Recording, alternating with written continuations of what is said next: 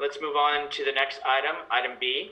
Provide direction regarding placing a cannabis initiative measure on the November 2020 ballot. City Attorney. Good evening, Mr. Mayor, members of the City Council. So this is a PowerPoint presentation, so we're going to keep our fingers crossed and wait just a couple of minutes until it comes on. You can see it.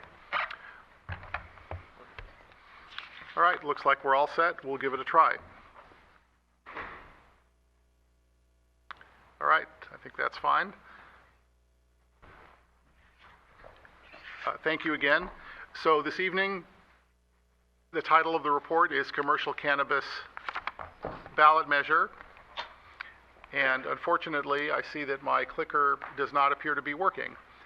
So if you can just give me, whoops, there it goes. All right, let's just try it and make sure it works. All right, so far so good. I seem to be having a bad experience with these things, so thanks, Javon, for that. Sure. All right, well, tonight, this is our agenda. We're going to review the legal landscape surrounding a potential cannabis ordinance ballot measure. Clicker is not working. We're going to review what other cities in San Mateo County have done and their particular outcomes. We're going to discuss the features of a potential ballot measure and potential next steps for possibly putting a ballot measure on the November 2020 ballot, and then provide direction to staff. So that's our agenda for this evening. So let's take a couple of minutes and quickly review the current legal landscape, and that consists of sort of three main topic areas. First of all, the federal government. So as some of us may know, under federal law, cannabis still remains a controlled substance that is illegal to possess or sell in certain quantities. However, under state law, Proposition 64 was adopted by a majority of the voters on November 8th, 2016. And that proposition allowed a variety of uses in the state of California. So let's just quickly go through those. So that allows recreational use, possession, purchase, sale, or distribution, allows indoor cultivation of up to 6 plants for personal use, and indicates that if you have a commercial cannabis activity, that's subject to getting a state license. Prop 64 also did allow cities to regulate or prohibit some or all commercial cannabis activities. So while the state authorized it, it did allow cities to restrict or regulate those activities. And then finally, Prop 64 imposed excise and sales taxes totaling about 22%. And so one question we had was, well, how much does the city get of that? And the answer is the same as of all other sales tax, which is 1.5% in total sales tax, including the Measure G tax. So that's the federal and the state legal landscape. Let's take a look at what the city of San Bruno has done so far. So in 2011, medical cannabis distribution facilities were prohibited by ordinance, chapter 6.58. And then in 2018, the city council prohibited commercial cannabis activities except as those allowed by state law, and that's the personal cultivation. And that was adopted by the city council following a couple of years of public meetings and study.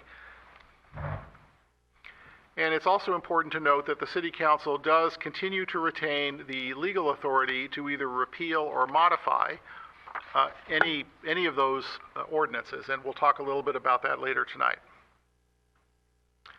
Let's take a look and see what are the issues for discussion this evening. And this is coming to you because at the end of April, the City Council requested a study session about placing a cannabis measure on the November 2020 ballot. So what did we do to respond to that?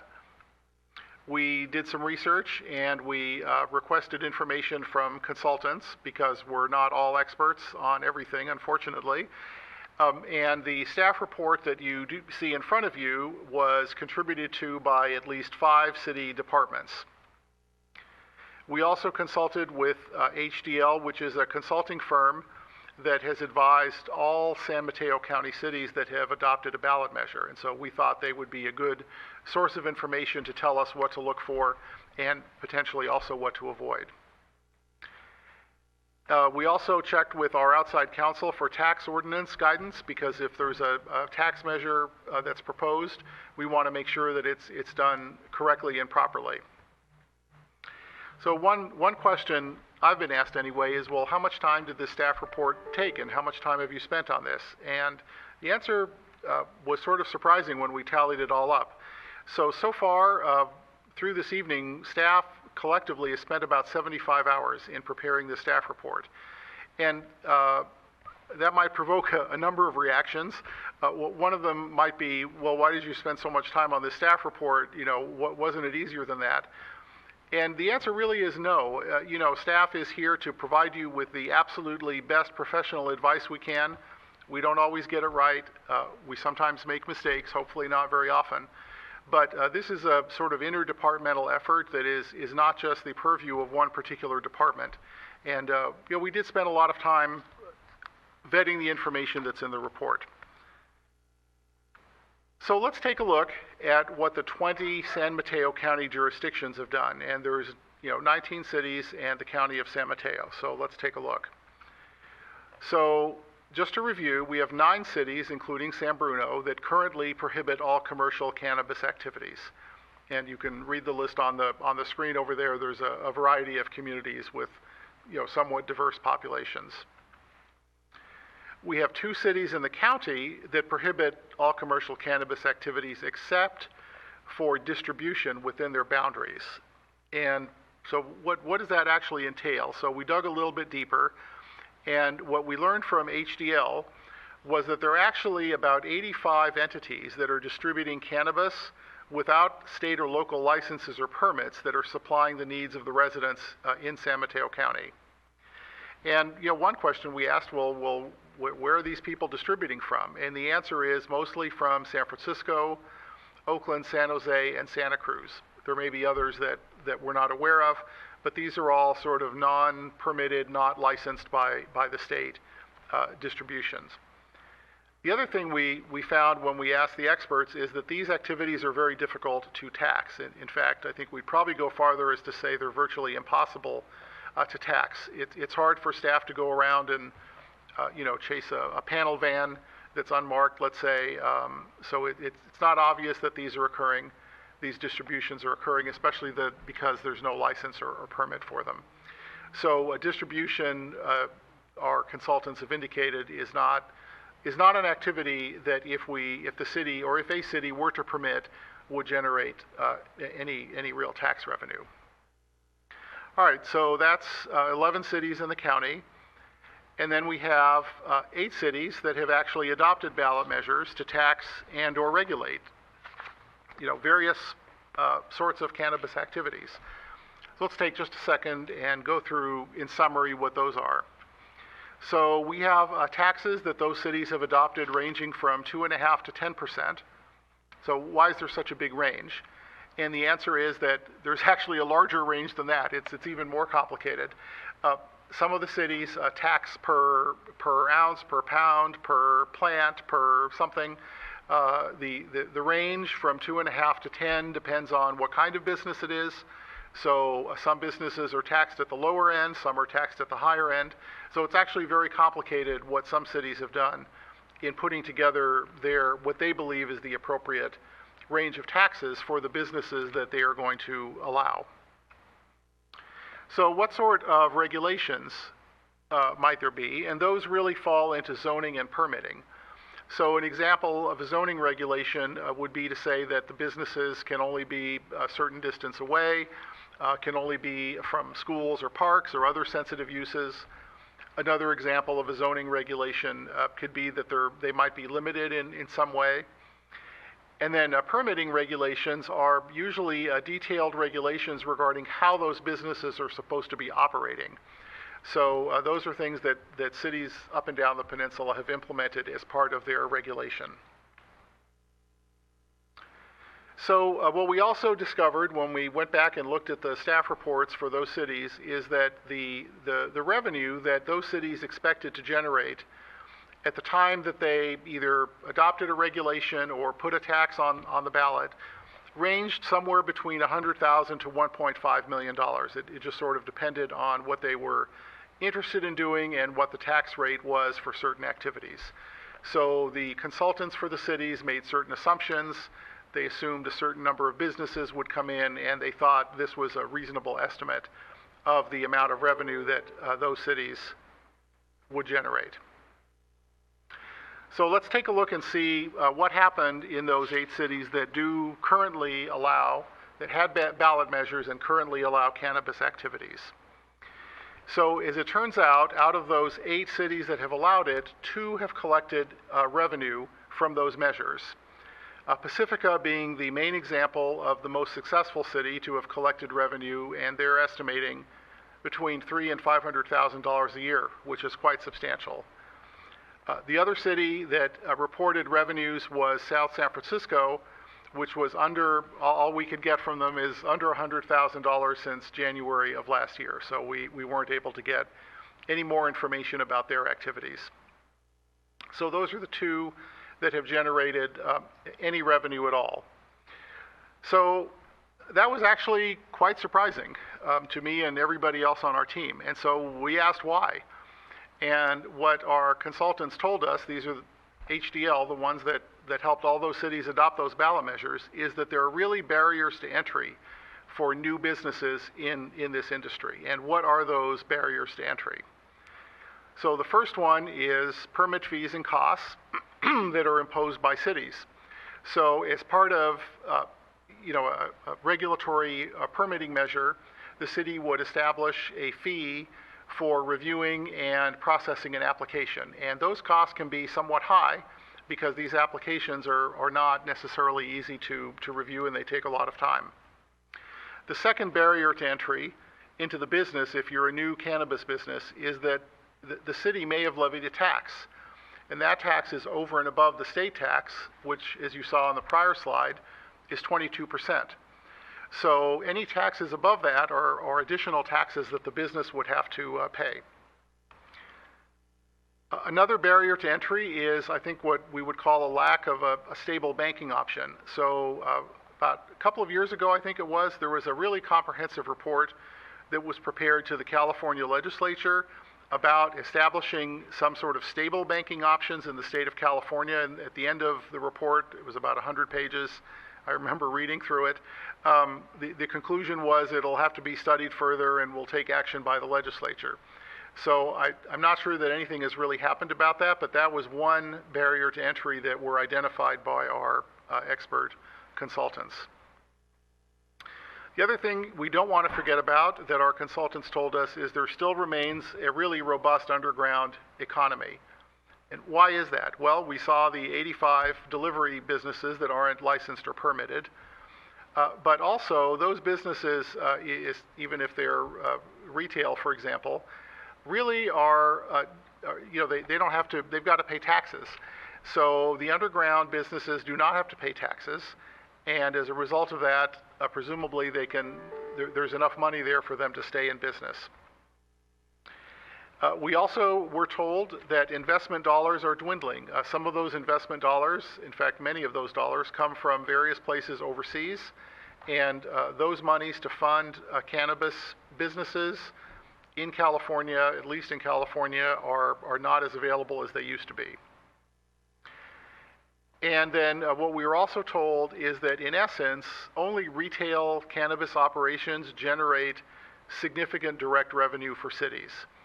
So many of the other things like manufacturing or cultivation or testing or other things like that, or distribution as we saw, they don't generate a significant direct revenue. And then finally, we were told, specifically with respect to Pacifica, that their businesses existed previously. So they were legacy businesses that, in essence, did not have some of these barriers to entry that new businesses would have. And so that's how HDL explained to staff why only 2 out of 8 cities have actually collected any revenue from operating businesses. So we were not able to locate any operating cannabis businesses that were licensed in any places other than Pacifica and South San Francisco. All right, so let's take a look and see what would a ballot measure in San Bruno contain. Well, the first thing it could contain is a tax. And in order to put a tax on the ballot, that requires a 2/3 vote of the city council, which means 4 affirmative votes. And we only need 1 meeting to adopt that resolution, and majority voter approval is required, assuming it's a general tax. And I think pretty much all cities on the peninsula that have put one of these on the ballot have had it be a general tax. So it only requires majority approval. So that's one thing a ballot measure could contain. Second thing a ballot measure could contain is some sort of regulation, and we've talked about zoning or permitting before. So for those, voter approval actually is not legally required.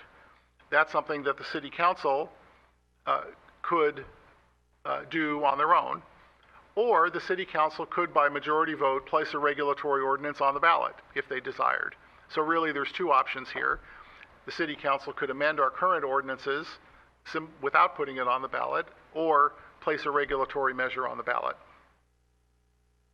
And again, only 1 meeting is necessary to adopt that resolution, and majority voter approval, if it were placed on the ballot, is required. Now, before we leave this slide, there are a couple of caveats that we heard from our consultant. And the first caveat was to be careful, because if you put a regulatory measure on the ballot, the voters might not approve something that generates revenue. And that's exactly what happened in Half Moon Bay. So their city council decided to put a variety of measures on the ballot to see what the voters wanted. And it turns out the voters didn't want retail, and that's really the only thing that generates revenue. So Half Moon Bay thought they would get growers, they would get cultivation, for obvious reasons. That's a lot of the business out there, but that actually has not occurred. The other caveat about a regulatory measure is it does require substantial work to develop. And somebody might ask, well, why can't you just copy what some other city did, especially one of the successful ones? And so there's 2 answers to that. The first is that there's only been 2 successful cities. And of those 2, one of them already had these businesses. So it's not exactly clear whether their regulatory ordinance really makes any difference. So it's not exactly clear what one should emulate. But also, those ordinances are really specific to that particular city. They relate to zoning districts that are in that city that may or may not be the same here. They relate to how much staff they have, to how much they farm out their consultant work. And so there's a lot of complexities to drafting a regulatory ordinance that is not simply just going and copying somebody else's. And I think we found this when staff was working on the short-term rental ordinance. It seemed easy enough at the beginning to simply look at what other cities have done, but it turns out that a lot of cities have done a lot of different things. And you have to pick and choose the things that are best for the city of San Bruno. And then the final caveat is that for a regulatory measure on the ballot where you're asking voters a question, some prior community input is I think a desirable thing, and we'll talk about that in just a little bit. So those are the kinds of things that a ballot measure could contain, either a tax or a regulation. So the next question is, how can the city council move forward with a ballot measure if they're interested in putting one on? So the first question to ask ourselves is, how should we develop the language of a ballot measure? And there's a couple of different ways to do that. First off, what the city has done before is to do some polling and then develop a measure around what garners public support. And this has previously been done by the city for its last 2 successful ballot measures. Another possibility is to use another city's ordinance, and we've talked a little bit about that. That does require work to modify and to make sure that it's consistent with the city of San Bruno's goals and desires. The city council could certainly provide some specific direction to staff. And finally, the city could retain experts to assist with drafting that measure. And you've seen attached to the staff report, you have a comprehensive proposal from HDL, which we'll talk about in just a couple minutes. So those are some of the potential or possible next steps. And here's some more.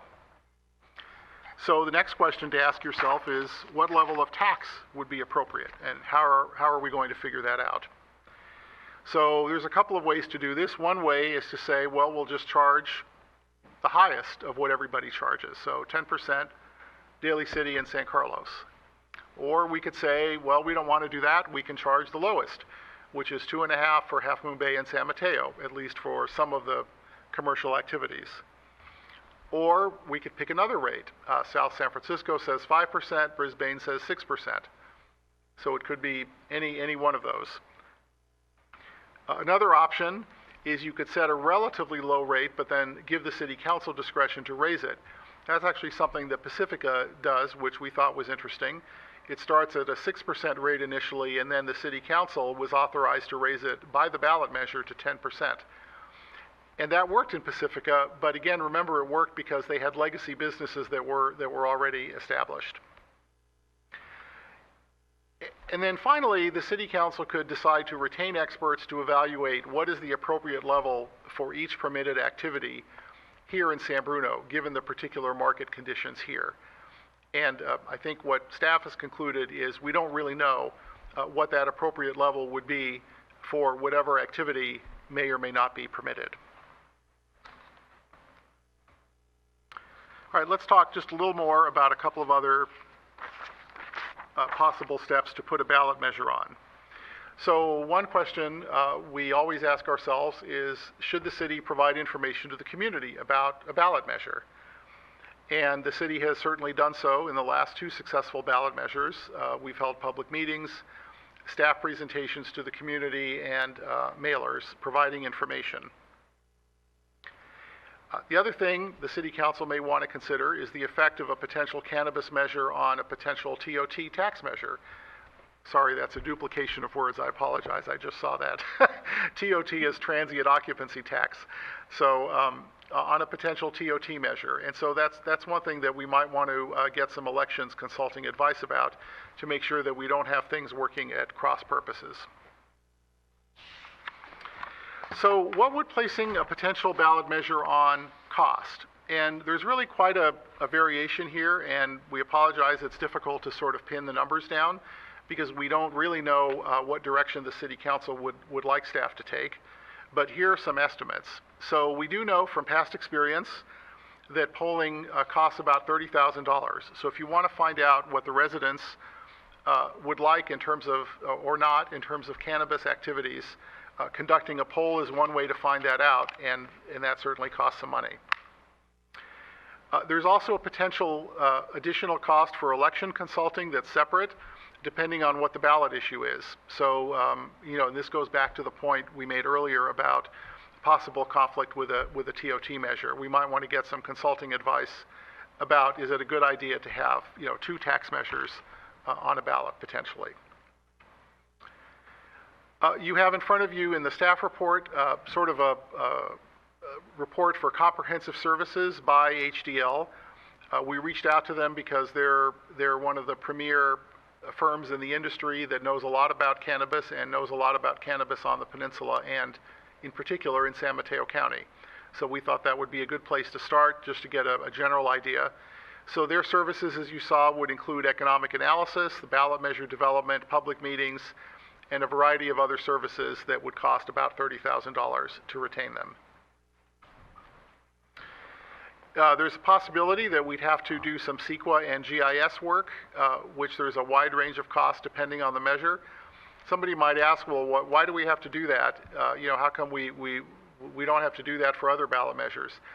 And the answer is that we do. It's just that other ballot measures, for example, tax-only measures, or measures that do things like, amend the municipal code, for example, if that were to be on the ballot. Many of those things don't require a CEQA analysis, but if the city council is going to direct staff to put a regulatory or zoning measure on the ballot, we would want to make sure that we have all of those things buttoned up. And the GIS services is likely going to be necessary to figure out if there are cannabis uses around other sensitive uses, sensitive land uses. So we need to do some mapping to figure out where those uses are, and if it's 500 feet away or 1,000 feet away or whatever, we need to determine that. So there may be some cost for that. We know from past experience that sending informational mailers cost about $8,000 a mailer. We know from the city clerk's office that election costs to add one measure to the ballot or one additional measure to the ballot is about $7,000 to $11,000. And we've also estimated that staff time would be about 50 to 150 hours of time, depending on what the ballot measure is. So why such a big range? And at the low end, that would be something for a very simple tax measure, for example, with no regulatory measure at all. On the higher end would be a more complicated tax measure and a regulatory measure, because those are really cross-departmental efforts. In fact, all of them are, but I think there would be much more effort involved in putting on both a tax and a regulatory measure as well.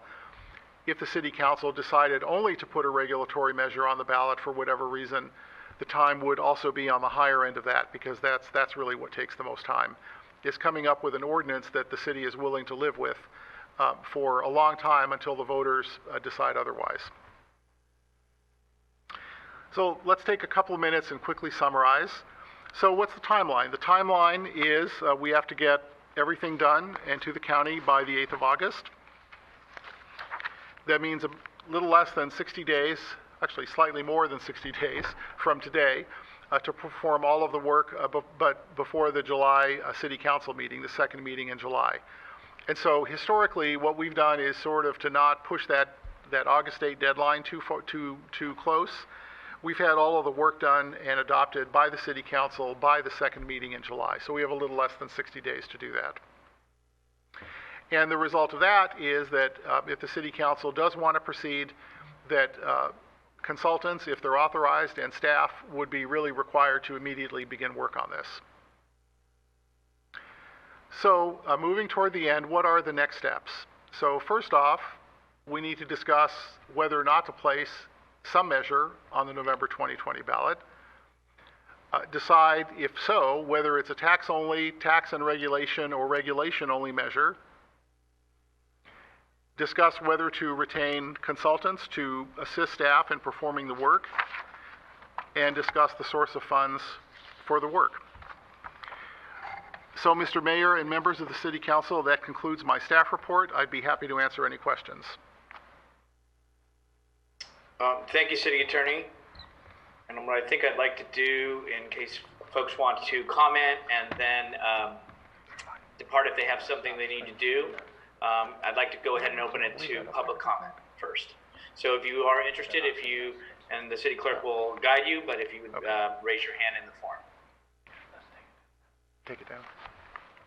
Okay, we have so far one hand up. Lexley, I'm going to bring you into the room. Just one moment.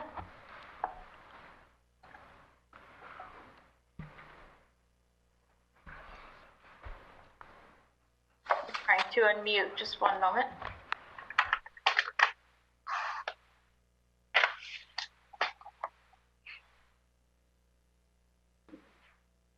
Hi, Lexley, can you hear us? Yeah, this is actually Dan Cos. Dan, okay. I like Lexi, though. That was the name that's listed, I don't know. No, that's fine. That's actually her computer. All right, Dan, you'll have 3 minutes. Go ahead when you're ready. Okay, so, I appreciate the presentation. I thought it was very in-depth. The concern or the questions that I'd have, and look, I'm all for raising general revenue for the city of San Bruno, but when I looked at the presentation, the problems that I saw was there is only one example of a city that has tried this that is non-legacy, and the numbers that we're looking at are abysmal. They're giving you numbers of $100,000 since January of 2019. So you're talking almost 18 months of revenue of approximately $100,000, and that's the number that they've supplied to us. So the problem that I foresee, beyond the fact that when you look at statistics, that's 1 out of 8 cities that have poured all this money into getting this passed and approved, and that is a pretty lousy rate of success when I look at it. The second problem that I see is when you look at the cities that have approved it, you've got the legacy city Pacifica, and the reason that they're successful is obviously, as you said, they've had this legacy cannabis already in place, and also you have to look at, you know, the location. It sort of has the same reputation as Santa Cruz, so that's understandable as to why it has been semi-successful. But then when you also look at South City, they're not successful, and you have to ask yourself, well, why is that, and why has it not translated into any revenue? So the problem that I foresee then is if we spend this money, which just ballparking, looking at the numbers that you put out there, is about $100,000, is the first problem that I see is the location of San Bruno. If we were further down the peninsula, say Redwood City, I could understand maybe we have a location advantage. We don't have that because the people that are going to go and get their cannabis are probably going to go to the legacy city, Pacifica, or they probably go to the established city, South San Francisco. So you got to ask yourself when you're looking at this, why would people necessarily buy cannabis from San Bruno? And why, what is going to make San Bruno stand out? Are we a destination city for cannabis? Do we have the reputation for cannabis like Santa Cruz or Pacifica? Do we have the beach access? I don't see us having any of that. So I'd hate to see us pour $100,000 into a proposition that is going to result in the revenue that South City is generating. So that's all I'm saying is locations against us, and the fact that you only have one city that is non-legacy, and in my opinion, it's a total failure. Thank you. Thank you for your comments. Next, please. Just one moment. Okay. Next, we have Joshua Frond. I'm bringing you in the room. I'm sorry if I said your name wrong. I'm unmuting you now. Hi, Joshua, can you hear us? Can, Melissa. It's Freund, F-R-E-U-N-D, Freund. Okay, Freund. Okay, thank you. I appreciate it. Okay. Go ahead, please. Great. Yeah, thank you for your time. Look, I just, as a San Bruno resident, I'll be quite forthright with you. I'm one of the millions of Californians who actually voted to recreationally legalize marijuana in this state. And I have been in San Bruno now for some time. I see the amazing potential that this city has to be at the forefront of something rather than behind something.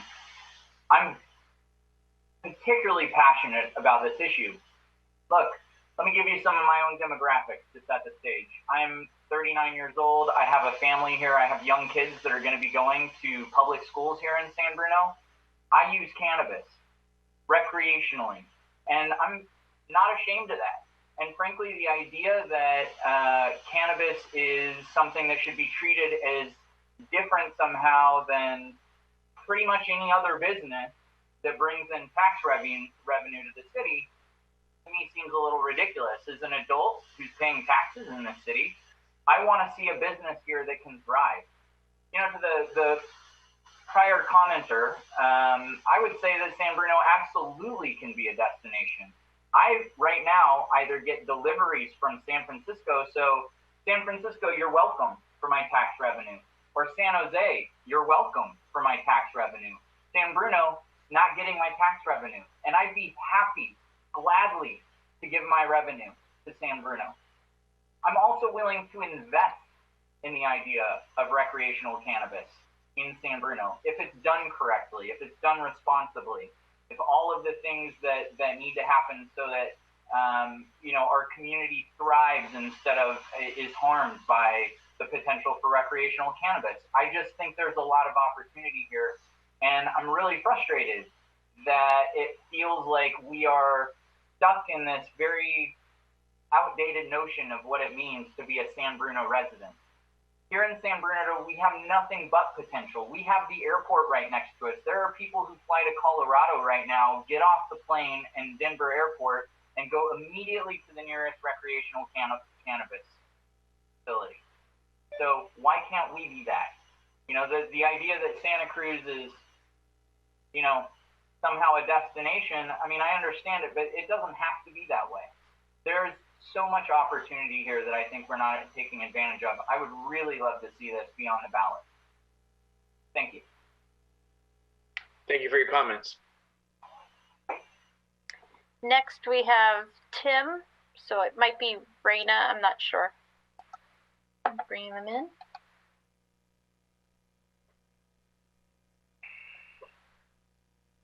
Tim or Raina, can you hear me? It's Tim. Yes, I can hear you. Okay. Just one moment. Whenever you're ready. Yeah, hi. I like what Joshua had to say. I think this is an opportunity for San Bruno to benefit from this as a city, as a community. And when we sell alcohol, cigarettes, same, you know, and we're benefiting from those taxes as well. So this is another way to benefit and quickly and to improve our city. We're in the financial downfall, and our city could use this money to improve its downtown, its streets, etc. It could be a real home run here. So I highly encourage, recommend that this be on the ballot in 2020. Thank you very much. Good night. Thank you, Tim. Good night. Just one moment. Next, we have Riley Gibbons. Riley, I'm bringing you in the room. Just one moment. Hi, Riley. Can you hear us? Yes, can you hear me? Yes. Awesome. Whenever you're ready. All right. One, I'd like to heavily agree with what Josh said. It's a huge opportunity. And I forgot, for Lexi, you compared saying that South City, the numbers are obviously terrible, but if anyone did any research on the dispensary in South City, it's not the greatest, and their demographics cannot compare to San Bruno. It's the industrial city for a reason. There's not the biggest community. They don't have, they don't have San Mateo Ave. They don't got the Bay Hills as much, So what I'm saying is, I think it would be a great opportunity to open up at least one or two shops in San Bruno and do what Pacifica did, making a deal on the tax. Like, we could start off at 7.5, depending how well it does or how bad it does, you increase it or decrease it. And you got to think of the demographics of Pacifica as well. It's beach, everyone's going there to relax. If there's a club down the street near Rockaway Beach, it's super convenient. There's no clubs anywhere south of San Francisco or north of San Jose, so this is a huge, besides Pacifica, obviously. But there's only a small handful, and for them to pull in $500,000 in a year, just for only 4 dispensaries, is huge. If we threw in at least a couple in San Bruno, we're getting all the sister cities that have to travel all the way to San Jose or all the way to San Francisco. They're paying super tax dollar on the deliveries, like 30% on top, that it's almost a given opportunity that we can pull in so much more money for the city. And then the 85 deliveries that you mentioned in the PowerPoint, I actually know where those come from. They're the mobile dispensaries that are that you basically have to own like an office space to run out of. And if anyone's familiar with Weed Maps, put in your zip code on Weed Maps and you'll see how many dispensaries there are. San Bruno, there's like 30. Millbrae, there's probably like 40. Go to Burlingame, South City, it's the same amount of numbers. So I think it would be a completely missed opportunity to not at least consider putting it on. I know it's a good amount of money that the city could use, but you invest it properly, it should be a great turnaround. And I've been a part of a legal farm for the past 4 years in Mendocino, and last year we pulled in $3 million harvest. So and our plan is to actually become our own manufacturer, so there's no middleman. We're not needing to put those extremely high numbers and open up a shop. That's the main goal. So it would be great for the city to consider this, or it would be extremely beneficial. Thank you. Thank you, Riley. Just one moment. Next is I'm sorry, I'm going to say this wrong. Vipul Dayal.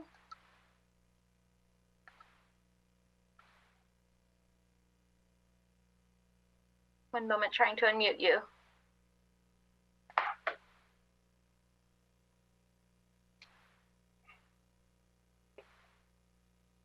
Yes, can you hear me now? Yes. Hello, Mr. Yes. Dayal. Yeah, hi, this is Vipul. It's pronounced like people, but with the V, Vipul. Okay, thank you. Yeah, no worries. So my name is Vipul Dayal. Good evening, Mayor, Vice Mayor, distinguished city council members, and staff. My name is Vipul, and my family has owned the Days Inn, or formerly Days Inn. Now it's Hotel 1550 here in San Bruno since July 2006. We currently have about 8 hotels in our portfolio. My wife and I are about to start our 15th business this year, which is a daycare. We also have our own 501c3 charity, as well as we also own 25% of a cannabis delivery company that's headquartered out of San Diego. And so to me, this decision is simple. We should take this as a business decision, which means, and I mean like an ROI type decision, like return on investment. To me, why not spend X in order to get 2, 3, 4 times more down the line?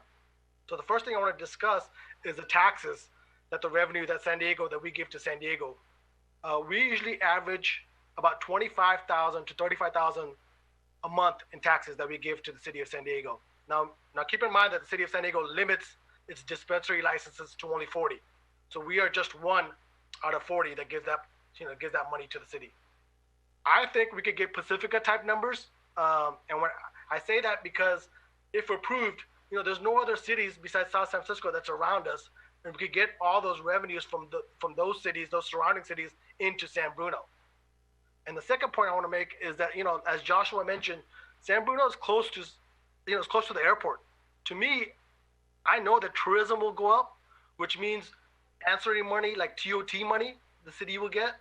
I can see restaurant sales going up. What I envision happening is that people are going to get off the airport, they're going to stop off at San Bruno, they're going to pick up their stuff, and then they're going to go to wherever their destination is, right? And then the third thing, probably the most important thing that I want to mention is, look, the fact is that the city is going to lose some businesses after COVID. It's a fact. It's going to happen all over, right? Which means loss of revenue for the city. So why not? And the question that we need to ask is, why would a city not want to have a business that is recession-proof?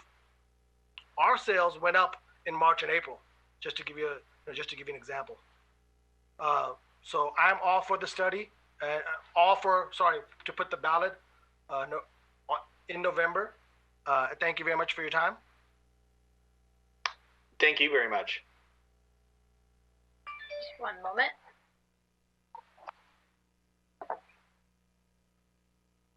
Next, we have Oros Harmon. Oros, I'm bringing you in. Just one moment. Might be Plymouth too. I'm sorry. Hi, Oros. Hello. Just today, hey. Whenever you're ready. I think people have already said most of what I would say. I mean, it seems absurd that you can have a tobacconist shop and you can't have a head shop. I don't even use myself, but I voted in favor of decriminalization of recreational use.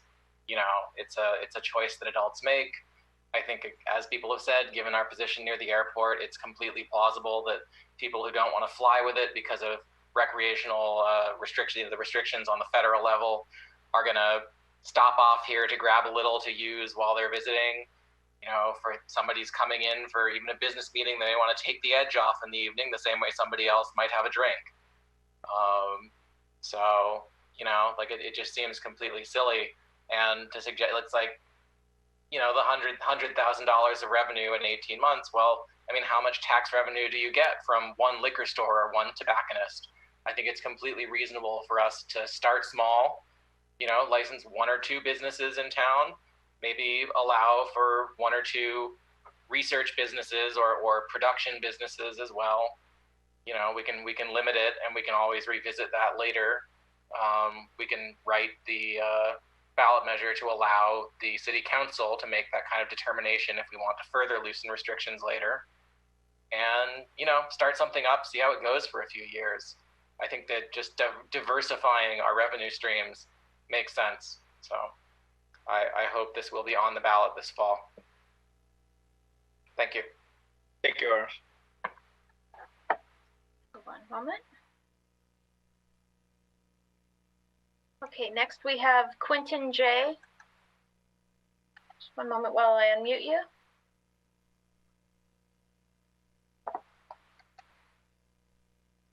Quentin, can you hear us? Yes, I can hear you. Okay, great. Whenever you're ready. Hi, my name is Quentin J. I own the wine and spirit shop in Millbrae, Bacchus Wine and Spirits, located inside a Pate Meat Company. I've been in the community for, well, the shop's been open about for 6 years, and then probably in the community about for 10, living here in this local area. You know, I think that one of the things that people need to, you know, that I think people respect about the shop is that, you know, how responsible we are in, you know, in working with the ABC, which is the same organization that, you know, that administers cannabis for the state. So I think finding people who are sort of responsibles and partners, sort of people that are in the community, I think is very, very important, because I think that's part of, you know, part of the overall fabric.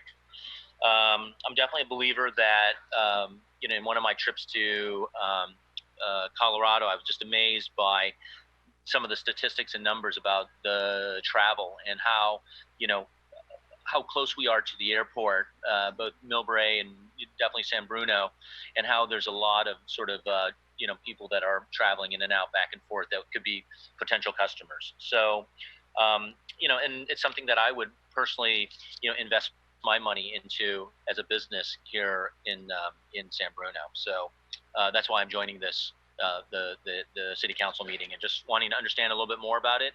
And I think having it on the referendum in November would be great, because then the people could decide. Thank you very much. Thank you, Quentin. Just one moment. Next is Tom Hamilton. Tom, can you hear us? Yep. Can you hear me? Yep. Yes. I wanted to echo most of what I want to say has been said already. So I'll just hit the points that haven't been. San Bruno is much easier to reach from neighboring cities than Pacifica is. To counter a point from earlier, we've got 2 major freeways running through, plus the airport, plus mass transit adjacent to our downtown. So it's going to drive a lot of traffic for folks who would be driving up the peninsula to San Francisco, or making a left to go over the hill to Pacifica. I echo Mr. Freund's wish that San Bruno be a leader on this issue rather than a follower. In the packet and in the presentation, I question why the CEQA analysis would be needed up front. Isn't that something that you would do once a potential applicant selects a site? Because you can't do a CEQA analysis unless you know where you're going to do it. That fee is likely something that we could recoup from the applicant, either partially or perhaps even in full. So it didn't seem appropriate to have that fee be part of the, this is how much it's going to cost to get on the ballot number. Lastly, even if we were to match the most conservative estimates coming out of Pacifica at 300,000 a year, and likely we would poach some of Pacifica's revenue because of geography. 300,000 a year, that's two police officers. We just talked about in the budget about having to defer the hiring of 4 police officers in San Bruno. 300K a year would pay for 2. So I would really highly recommend that we put this on the ballot, let the voters decide, and not leave all of this tax revenue on the table. Thank you. Thank you, Tom. One moment. Next, we have Stephen Seymour. It might be Sandra, so just one moment. Hi, Stephen or Sandra, can you hear me? Yes, it's Sandra. Hello. Hi, I have spoken many, many times in front of City Council on this very topic, and I have talked to the mayor, the council members, and it keeps going back to one thing to me, not about the potential of making or not making money. It seems to me it's more about 3 people on council who just don't want to see it go through. We've been here before, and the last vote was Mayor Rico Medina, council members Laura Davis and Michael Salazar said they just didn't want it. They did, pretty much. The mayor said he really didn't care, that this is the kind of city that it's not about money, that we're not those kind of people. Well, what kind of people do you think we are? I'm a daily user, and I'm pretty active in my community. So I find that truly, truly insulting that we're treated like second-class citizens. I mean, comparing Pacifica to Santa Cruz, I mean, what does that really say? That they're different or less than us? I don't think so. And I've also, and thank you to other people who've spoken, we are right next to the airport. It seems like this is always set up to fail, not to succeed.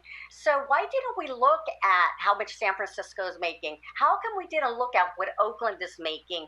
And please, if there is a dispensary in South City, let me know about it, because I will start going there if we don't get one here. Right now, I'm going to San Francisco at Elevated SF. And so I just really think if we had a positive attitude and just said, let's try something new. I saw that it took no time to get that liquor locker that was going to open up until COVID hit. And we shouldn't have to go outside of our city for a legal product. I mean, the people on council, you have the luxury of going into Bevmo or anywhere you want and walking out with your case with your children hand in hand, where they can run off and pick up a bottle off the shelf. You don't get to just walk into a dispensary. Your IDs are checked. And the idea, and I've heard this saying, you go, what kind of people is it going to bring here? What kind of garbage is it going to bring? Well, last time I checked at the 7-Eleven, that wasn't looking very well, and that doesn't seem to rise to your concern. So it would just be interesting that maybe a positive attitude. I mean, we couldn't have the pride flag this year. And yeah, I think if the staff needs to put in more time, yeah, good. What else is the staff for? They are on a salary, right? So why shouldn't they be working towards the city? Let's give people a chance to rise the city up a little bit more. And we do have things to attract. We have beautiful parks. We have a downtown that could be so much more if it just receives some support from the city as far as cleaning it up. We can do so much better. It's this low expectation of ourselves that really, really bothers me. So maybe, we are voting for council and mayor this November, so we have to vote and see who will move this city forward. Thank you. And I also want to speak. Hey, thank you, Sandra. Steve wants to speak as well. Okay. Hold on, Stephen. Let City Clerk set it, and she'll let you know. All right, thank you. Whenever you're ready. Okay. Now, I'll tell you what, there is no retail space in South San Francisco. All that South San Francisco has is delivery.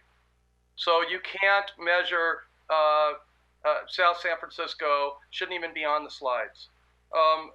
Mark talked about 85 distributors. 85 distributors shows that there is a need in San Bruno. And you had a couple of speakers, I think Josh talked about how he gets delivery.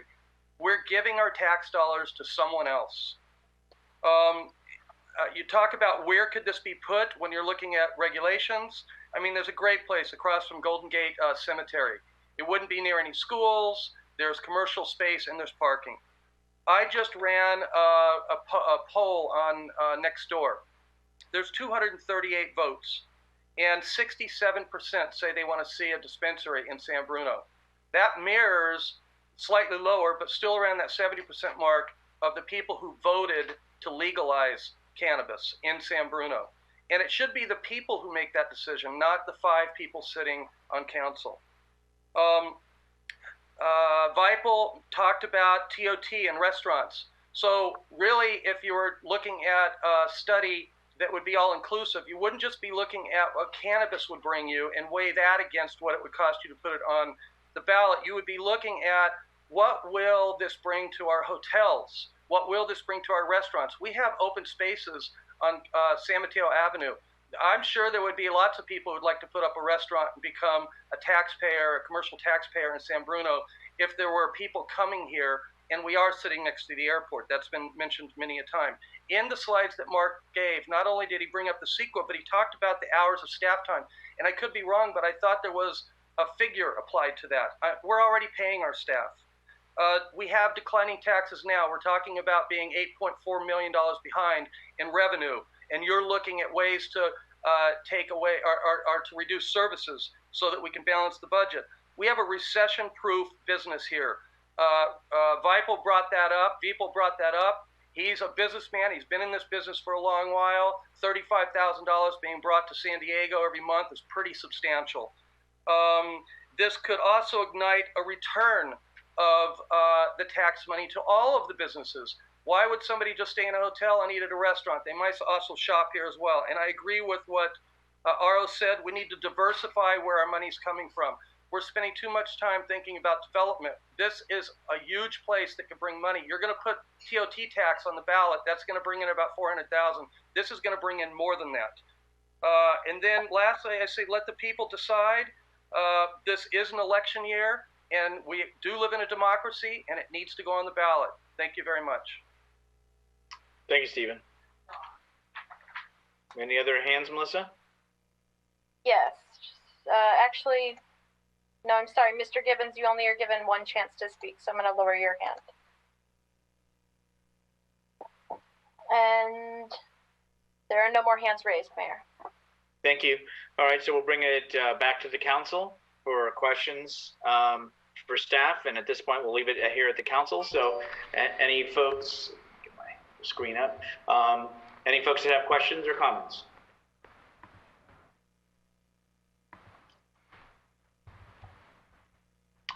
Linda, thank you.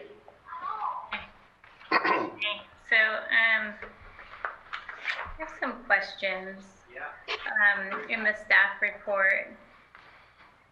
For the, I don't know, Mark, if it's, Mark, do you mind, should I refer to the page or what's easiest for you? Sure, I have the staff report in front of me. Okay, so page 3 of 6.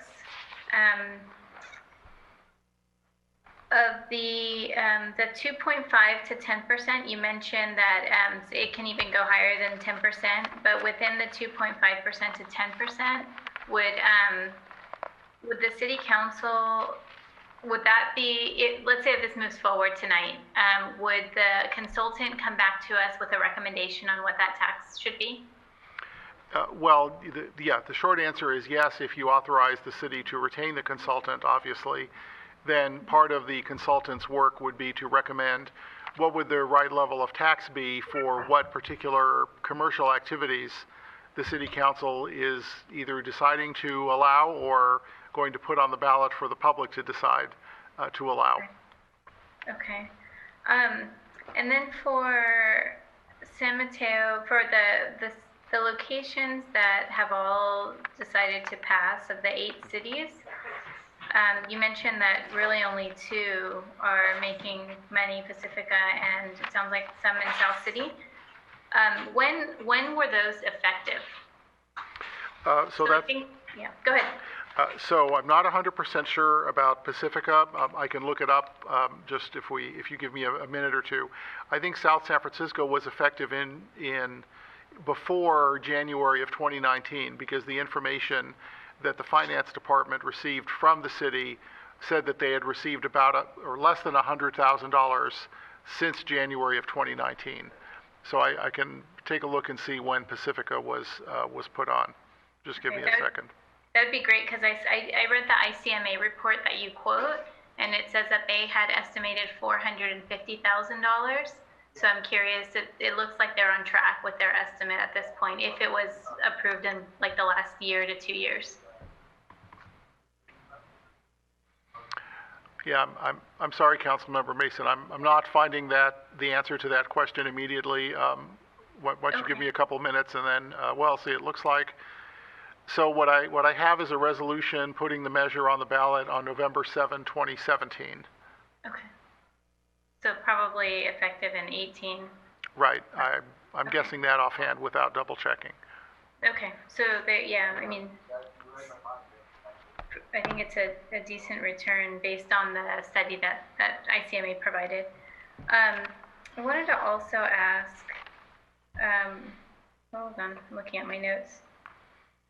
Oh, same question with South San Francisco. So they're at less than 100,000, but could that be because it's from what I saw, it's also recently been passed. I don't think it's that long since South City approved cannabis.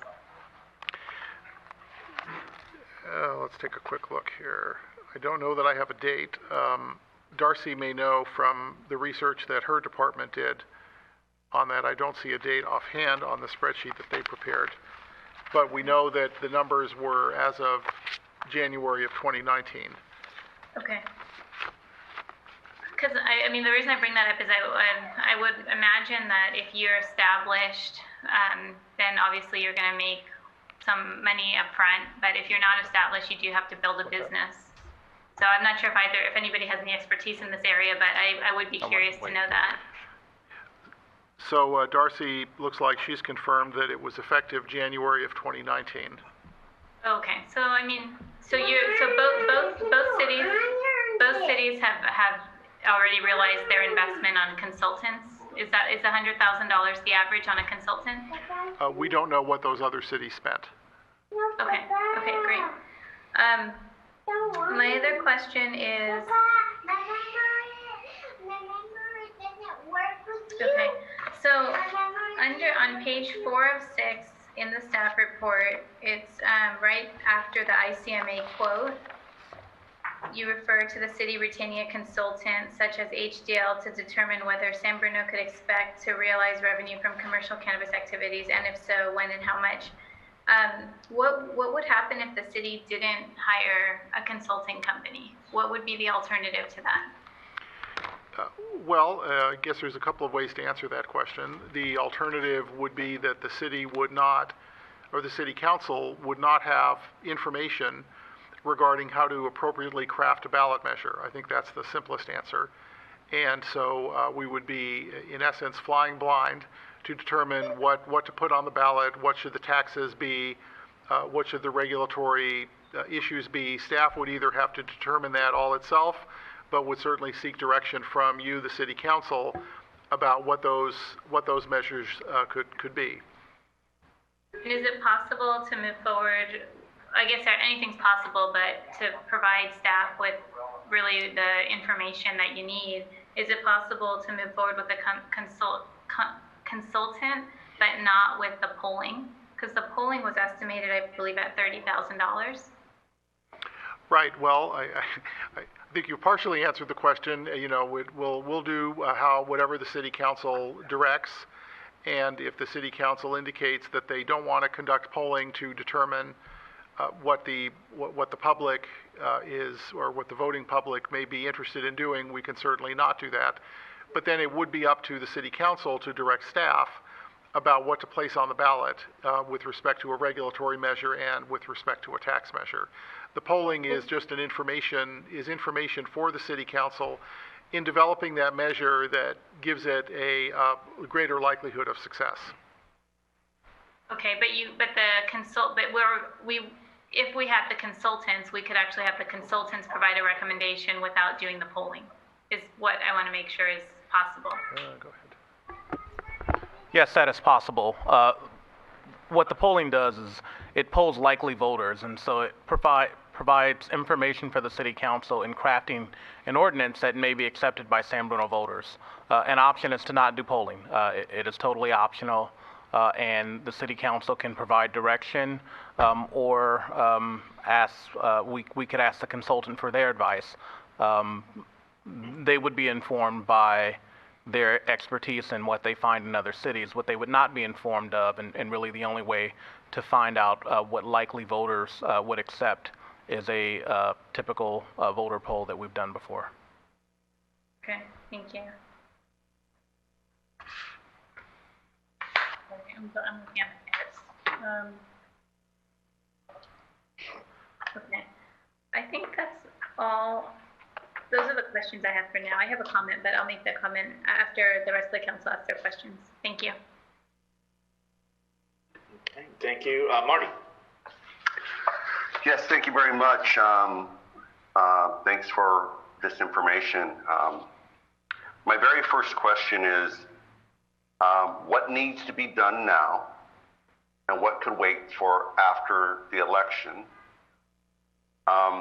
And tied into that question is, it's my understanding from the staff report that it gets a lot more complicated if we're going to try to put a regulatory ballot measure on the ballot instead of just the tax rate measure. Is that correct?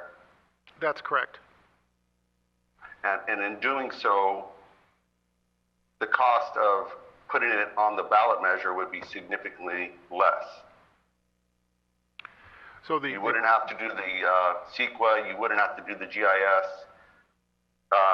Councilmember Mason brought up the idea potentially of not doing the polling, which would save a third of the cost.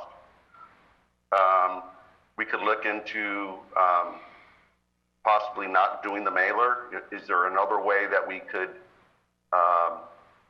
rely on those residents or some third party to step up to the plate and push this forward to reduce the cost to the city? So in comparing the cost of just a tax rate measure, can I hear from staff of what, if it's true that that cost would go down by approximately, and getting rid of the polling, that would reduce the cost by at least $55,000? Well, I think in essence that's correct. So if you don't do polling, that saves the amount for polling. If you do only a tax measure and not a regulatory measure, that saves the CEQA costs, and it also saves a portion of the consultant costs, not all of the consultant costs, because we'll still need some assistance with determining what's the right tax measure. So that, and if you don't do a mailer, then there's no cost for doing a mailer. That's true. Right. So with that reduction in the cost of the measure, and I'm bringing up cost because we are facing a financial $8.2 million shortfall coming up next year.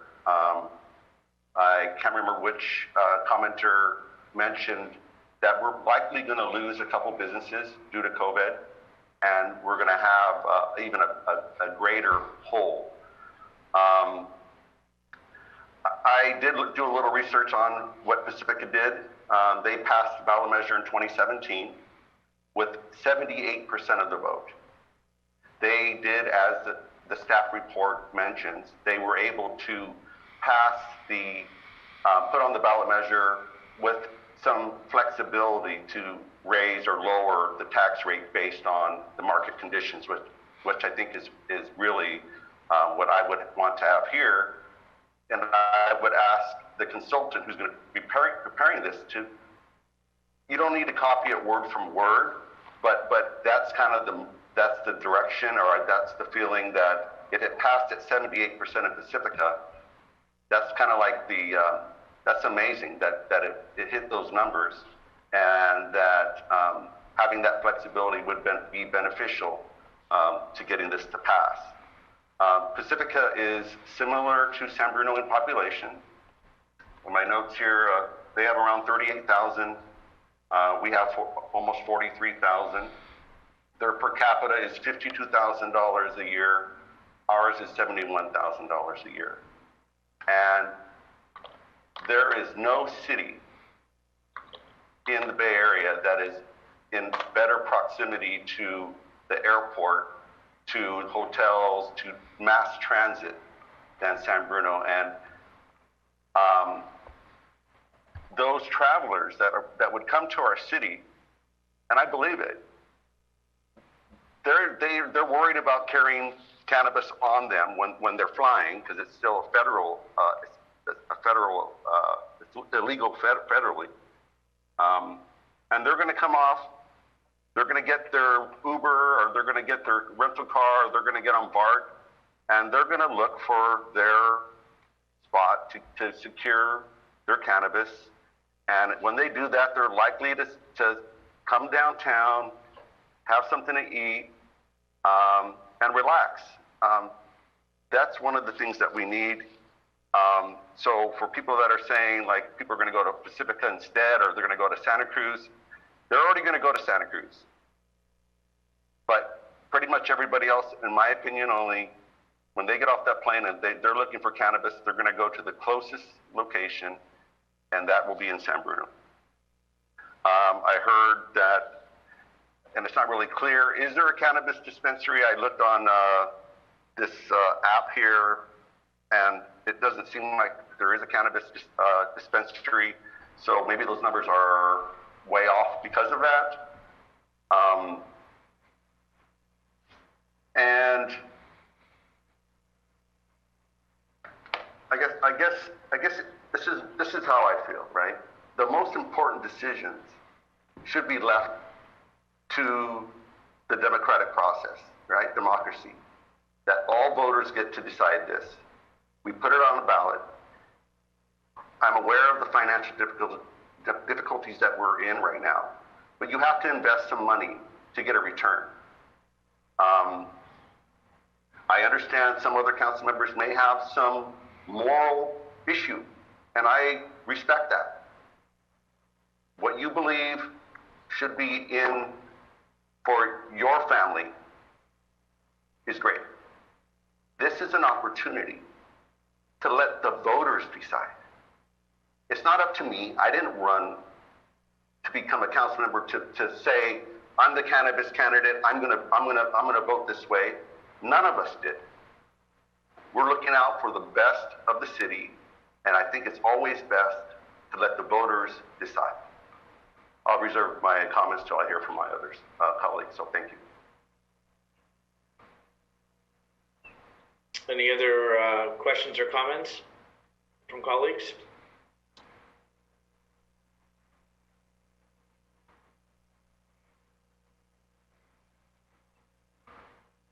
Okay, seeing none. So, Rico, sorry, I have something I'll say if there's no other questions. Oh, I'm sorry. Thank you. Great, thank you.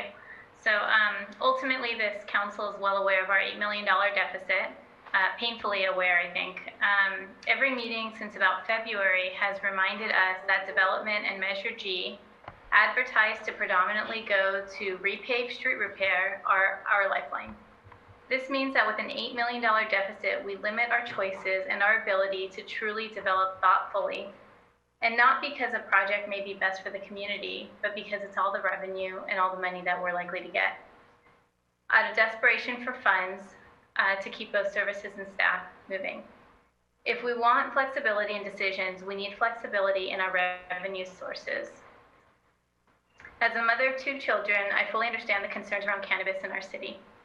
With that said, I also understand that without funds, our children may lose access to quality services through the city, be it park and rec, library, law enforcement, and our seniors could lose access to very important pivotal sources of services that are currently available in San Bruno. Funds are desperately needed in our city. We have the ability to manage the number of dispensaries to 1 or 2, and we further have the ability to manage the location in which they're placed. While we have discussed TOT, occupancy tax, Measure K as a full council, we are waiting. And I support and advocated for all of these measures, as I believe most of the council members here have. We ultimately may not see large revenues, but we will not know without trying. And that's where the city has missed opportunities. It's through a fear of trying something different. We really, really need this revenue. We have a responsibility to be fiscally responsible. While other areas of revenue may be coming before, at a later time, this is before us right now, this moment. With the economy where it is, we may not see this item revisited. I encourage all of us to move forward with this item, knowing that our city needs the revenue in order to allow the city more than 1, maybe 2 lifelines to get out of our $8 million deficit and ensure that we have done everything in our power to ensure services for residents remain intact, especially as we potentially go into a recession. And remember, all we're saying is let the people decide.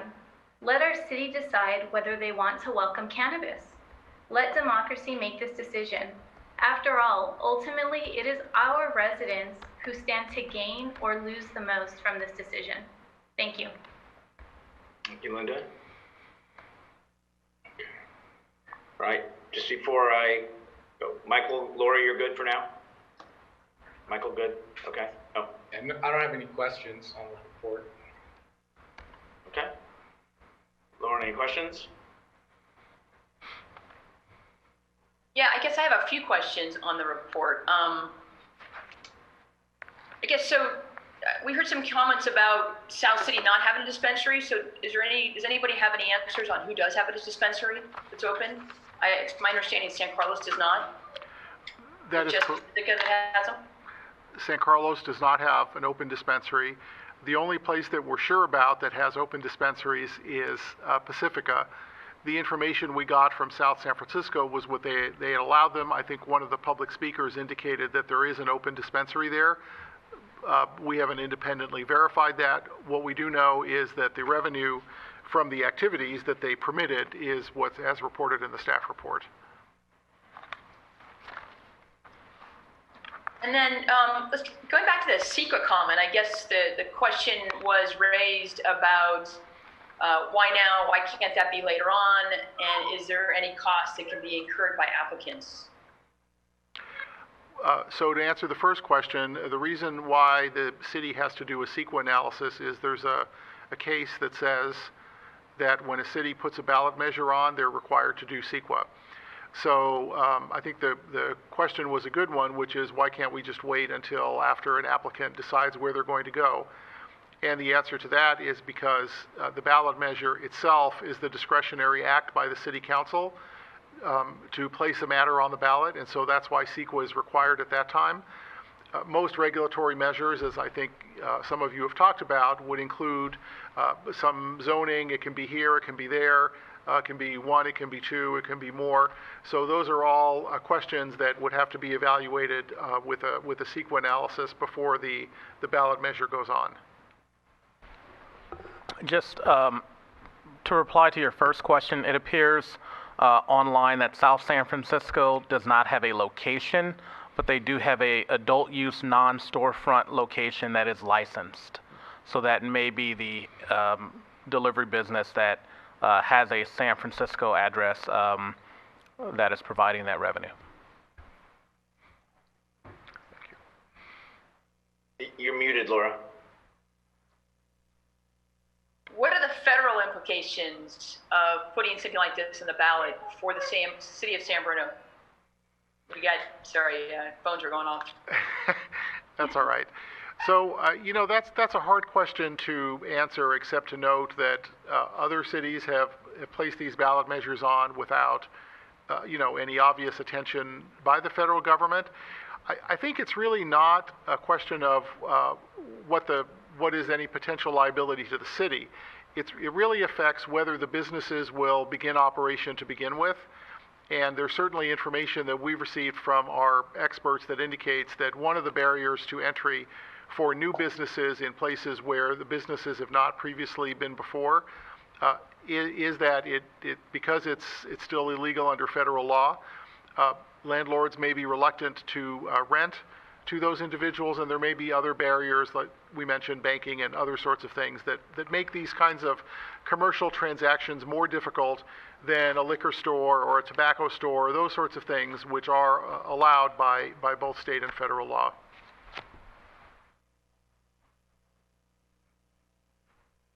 Laura,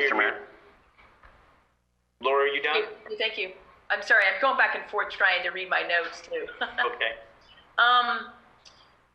The one thing that I didn't hear, and I remember running for city council, and one of the things, and I think in everybody's literature, they're going to talk about keeping the city safe, right?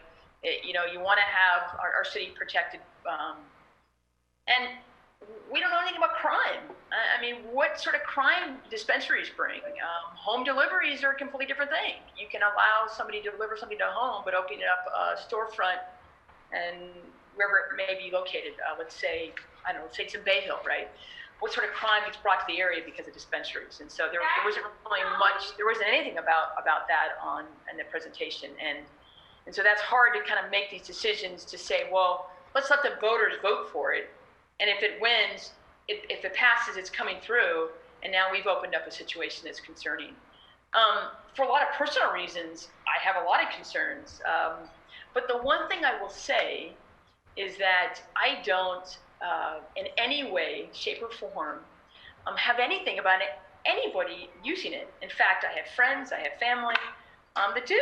And for some people, a good friend, it's what gets them through with a lot of aches and pains. So please, for anybody who thinks that I'm against it, what I have a hard time with is, and somebody said, well, it shouldn't be about council members who don't want to vote for that. Well, we make a lot of decisions in San Bruno that's really on the betterment of the community. Somebody indicated about a poll on Nextdoor. Well, I mean, I can reach out to 50 of my friends, and now one person's on Nextdoor because it's a frustrating application, and for many reasons, they don't have time for it. So, although the poll is good and the feedback is good, it isn't a really good representation of our community. And so, polling our community has to be a requirement if we wanted to move forward with this. I don't think you can spend the money, and then all those things that you just talked about. Well, the landlords won't allow them in. They can't get the funding for it. You name the list. We spent all this money up front, and we can't recoup any sales tax. And the other thing I have a hard time with is, there's two things. Number one is, are we doing this for the revenues, or are we doing this to provide a service to the residents?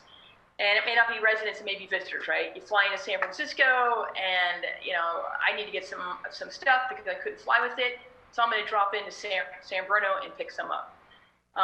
Years ago when we thought BART was coming in, what a great service and what a great thing, and yet we had to have cops at San Fran and the BART because of the crime that occurs.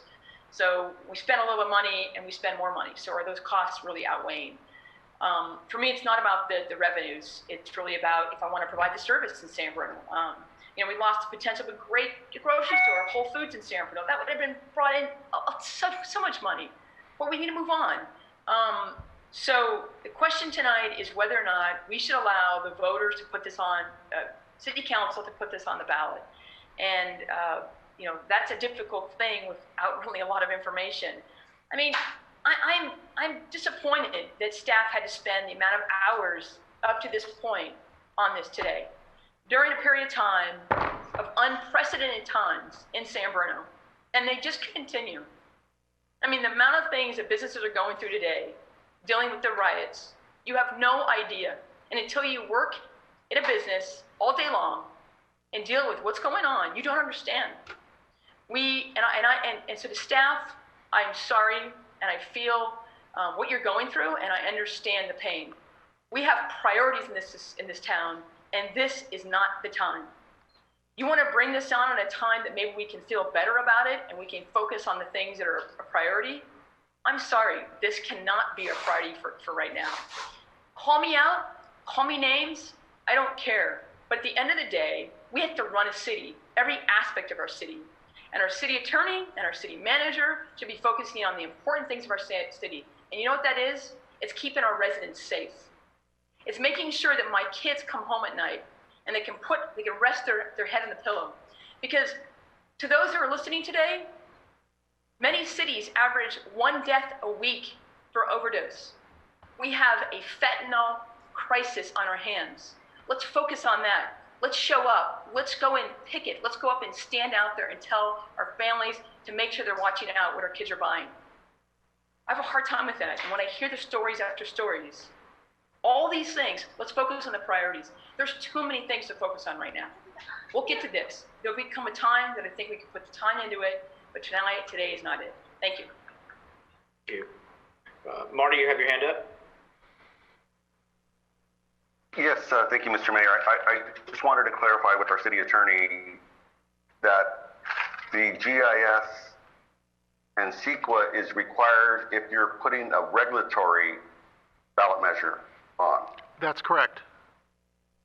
So if it's just the tax side of the things, then you don't need to do that. That's correct. Okay, so that's a big difference in the cost. And Councilmember Davis, I feel I hear you. And it's my understanding that we do need 4 votes on this, so we could probably, once we hear to either from the mayor and Councilman Salazar, we'll be able to get on and move on and figure this out real quick. So right on. Thank you. Linda, you have your hand up? Yeah, so I just want to say that I too was concerned about public safety, so I went ahead and researched it on my own. It's included in the ICMA report that the staff did refer to. And it does say here that the police chief in Pacifica noted that previous illegal businesses avoided reporting burglaries and other crimes against their property for fear of exposing themselves. Now they meet local safety standards and enjoy added protection from the police department, which hasn't seen any significant increase in the calls for service. Goes on to say that complementing these anecdotal reports from city administrators, the Washington State Institute for Public Policy provides statistics on several types of crime in the state since the legalization of recreational cannabis. Arrests for drug or narcotic violations decreased by 15% in 2002. Incidents or investigations, whether resulting in an arrest or not, identified as marijuana-related decreased by 63% from 2012 to 2015. Drug-only driving under the influence arrests, which do not differentiate marijuana from other drugs, decreased by about a third to approximately 1,200 for 2015. Among drivers involved in a traffic fatality who are tested for drugs or alcohol, there have been no significant growth or decline in those testing positive for marijuana alone or in combination with other drugs or alcohol. So that comes from the same report that staff did cite in their staff report tonight that was done by ICMA. And I also want to thank staff for taking the time to invest in themselves. We are hearing cuts across the board in salaries that are happening across the state, as Governor Newsom has already announced. I think that this is one more way, again, that we diversify our revenue. We must think about outside the box thinking. We cannot solely be dependent on developments because we need to have, again, thoughtful development. We need to be able to say a development doesn't fit in a certain area or a character of a development doesn't exist and not worry that if we say no, that we don't get money and we are going to have to cut more services. We've got to find more ways to get revenue. And again, we are not saying here, yes, as a council, we're making a decision on behalf of the city. We're saying thank you, staff, for spending 75 hours on this. Thank you for your investment. We're going to put that time and that money and those resources to good use and let the community decide. Because by voting no tonight, those 75 hours really do mean absolutely nothing. Thank you. Okay, I had a couple questions. Michael, unless you want to go, can I go with my questions? Go ahead and ask your questions. All right, thanks. I think anytime council directs staff to invest their time in something, nothing's a waste of time because they produced a product. That's my opinion, Lyndon. I just think that we give them credit for the time and the report and the work that they brought forward to us as was requested. My question is on the tax, Mark, on the tax item. You had made the statement, or in the staff presentation, staff time is 50 to 150 hours, but I believe that was more of a regulatory. If it is just the tax, then what are those hours potentially to staff? So I'll answer that in two ways. I thought it would take less time for staff in total, collectively, to prepare this report than it actually did. So I mentally estimated less time than it actually did take. I think the 50 hours, the low end of that, is for a tax measure. There's still a lot of things that need to be done in order to figure that out. But really, a lot of that depends on your direction. So right now, when the city council is talking about let's put a measure on the ballot, it's still really not clear, I think, what is that measure going to be and how are we going to determine what it is. That's the work that needs to be done.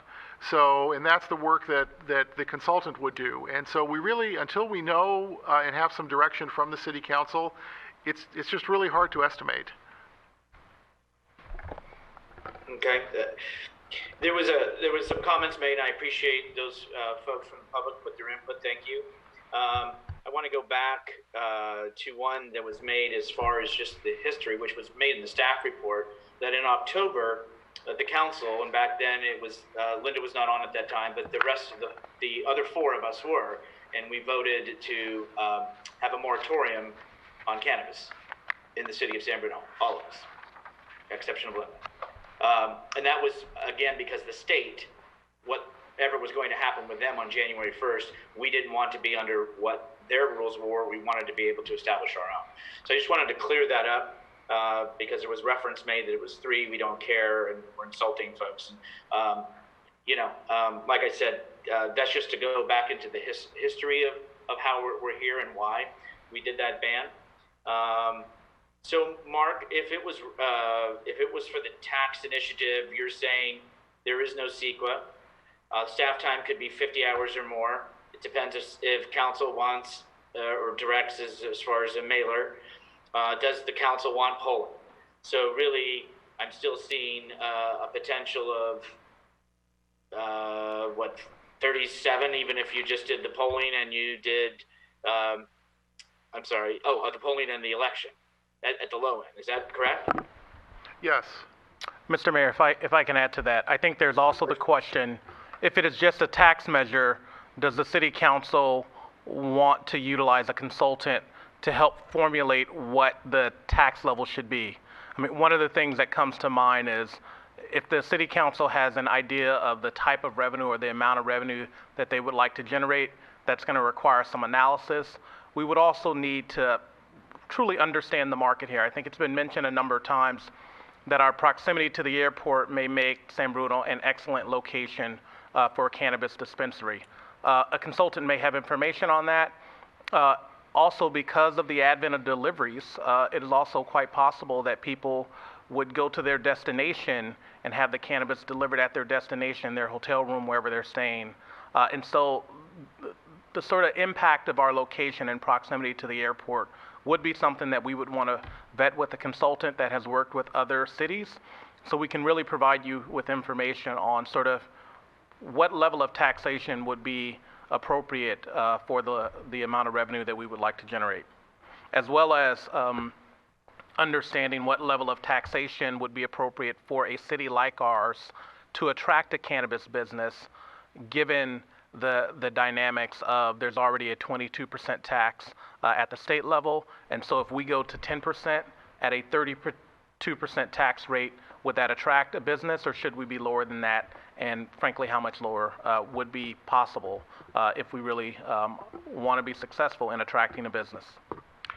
If I may, Mr. Mayor, add on to that, this has been a very sort of perplexing topic to write about and to consider because we thought there would be a lot of data, and it turns out there actually is virtually no data. We really only have one data point, which is the city of Pacifica. And, it looks like there's a sort of a business in South San Francisco.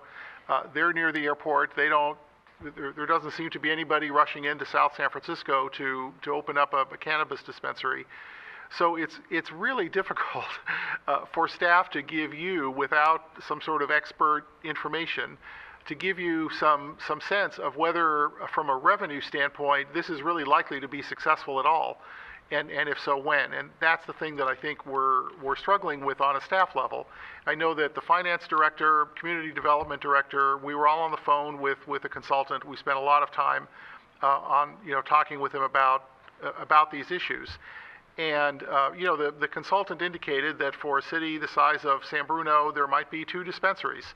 But it's not really clear whether why the city would support 2 dispensaries if South San Francisco, right next door, which is just as close to the airport, supports no dispensaries.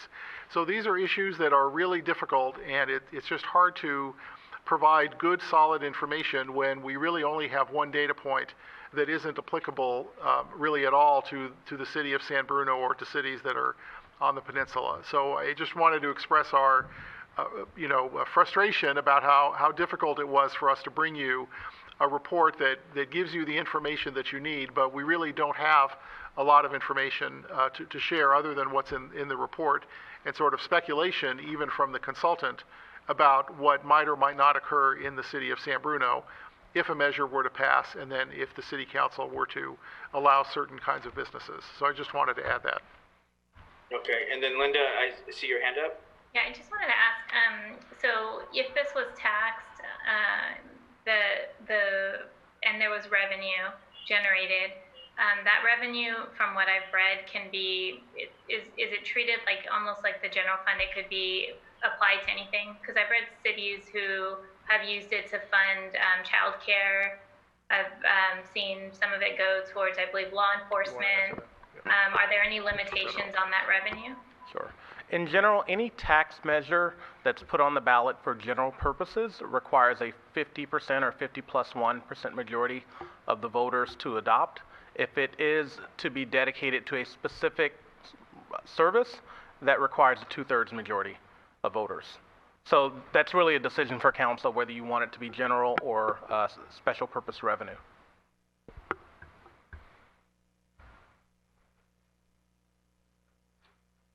And can I ask one more question? Oh, yeah, absolutely. In your research, did you find any cities that have actually reported a loss? No, but I'll confess that we didn't go beyond the peninsula. So, and I don't exactly know what a loss would mean. So we didn't, for example, I would take probably hundreds of hours of research to figure out how much did a city spend on staff time and consultants to put something on the ballot, and then it turns out they didn't get any revenue whatsoever. I mean, we know that some cities on the peninsula did that. They spent a bunch of time and money to put things on the ballot and they don't have any revenue. So we don't know if that's a loss, or we don't know if they're expecting revenue in the future. It's we just couldn't go that deeply into the information, and much of that requires staff at those cities to get back to us during a time when they're overwhelmed, both with COVID and the pandemic. That, for example, it was difficult to get responses out of some of the cities and took quite a bit of time. So we're not really sure about that. Okay, thank you. Any other questions? Final comments? Michael? Sure, I'll make some comments. So, from what we're hearing, there's likely some potential for revenue for doing this, assuming that there is a business someday in San Bruno to take advantage of this. And, from most of what I'm hearing, that there is no guarantee, and probably very low likelihood, being that there are barriers to entry, and we've seen what's happening in other cities. So definitely no guarantee of any revenue. So to say that this is our diversification plan, I think is ridiculous. If we're going to put this above development, when every other city on the peninsula has been very successful with their development plans, yet nobody is selling marijuana. I don't know how you consider that diversification. The state has missed their revenue targets by huge margins, so it's definitely not the market everybody predicted. We're seeing, we heard some claims that we're losing tax revenue because of these delivery companies that are out there, but we also heard that those companies are hard to tax. So are we really losing revenue to them, or are they going to continue to operate? Will they continue to do their business and not pay tax to anyone? Not to San Francisco, not to San Jose, and definitely not to San Bruno. So is that really lost revenue there? So we're competing against this market that operates right on the fringe, and we're also competing with illegal sales of marijuana, which have grown since it's become legal in California. They have not been hurt at all by legalization. So we continue to struggle with that. So we start taxing. People that can get it cheaper on the street are going to continue to get it on the street. People that don't pay our tax because they get it through a delivery will continue to do that. So I think there's a reason why no other cities, even the ones that have had ballot measures, are seeing any revenue from this. And I think that the market has been pretty much tapped out. So if this is a financial decision for some people, I say that it's an ill-conceived way of moving the city forward. The amount of money that we could generate from this, I don't think is worth the effort. And definitely not when we have limited resources right now, when we could be channeling efforts into doing other things. Somebody said that San Bruno should be leading and not following. Well, we're already following in this, and we have examples. The whole rest of our county has gone ahead, and they're just not being successful. So we do have some data, and really, like Mark said, the one data point of where there are dispensaries, they were pre-existing. They had medical dispensaries there before the legalization, and so they were established. They had an established clientele, and everything was already set up for them. But we haven't seen anybody else breaking into the market. I think there's a reason for that. And I'm also hearing I heard a couple of my colleagues say that, this is something that should be voted on. It should be a decision of the people. And I heard one of the speakers say that it's not the council's job to decide, but I disagree with that. I think it is the council's job to decide. I think it's a huge cop-out for us to say, we're gonna wash our hands of it and just throw it out there. We saw the same thing happen with fireworks. The council didn't want to make a decision. They put it on the voters, and now there's all kinds of discord in the city, and the council has absolutely zero power to change anything or make any modifications because they refuse to make a decision. They refuse to take a stand and put it on the voters. So now nothing can change unless there's another ballot measure. So saying that the decision to have dispensaries should be on a ballot, I totally disagree with that. If the council thinks that we should have them, then we should take a vote and make it happen. It's in our realm to do it. And if that's what we believe we were elected to do, then we should be doing that. We shouldn't be handing it off. We shouldn't cop out. We should do our jobs and make the decisions that we were elected to make. Also, just listening to the speakers that came out today, it's funny how many people are actually in the business that are out here speaking about it. So if you talk about throwing this out to the voters, what do you think is going to happen?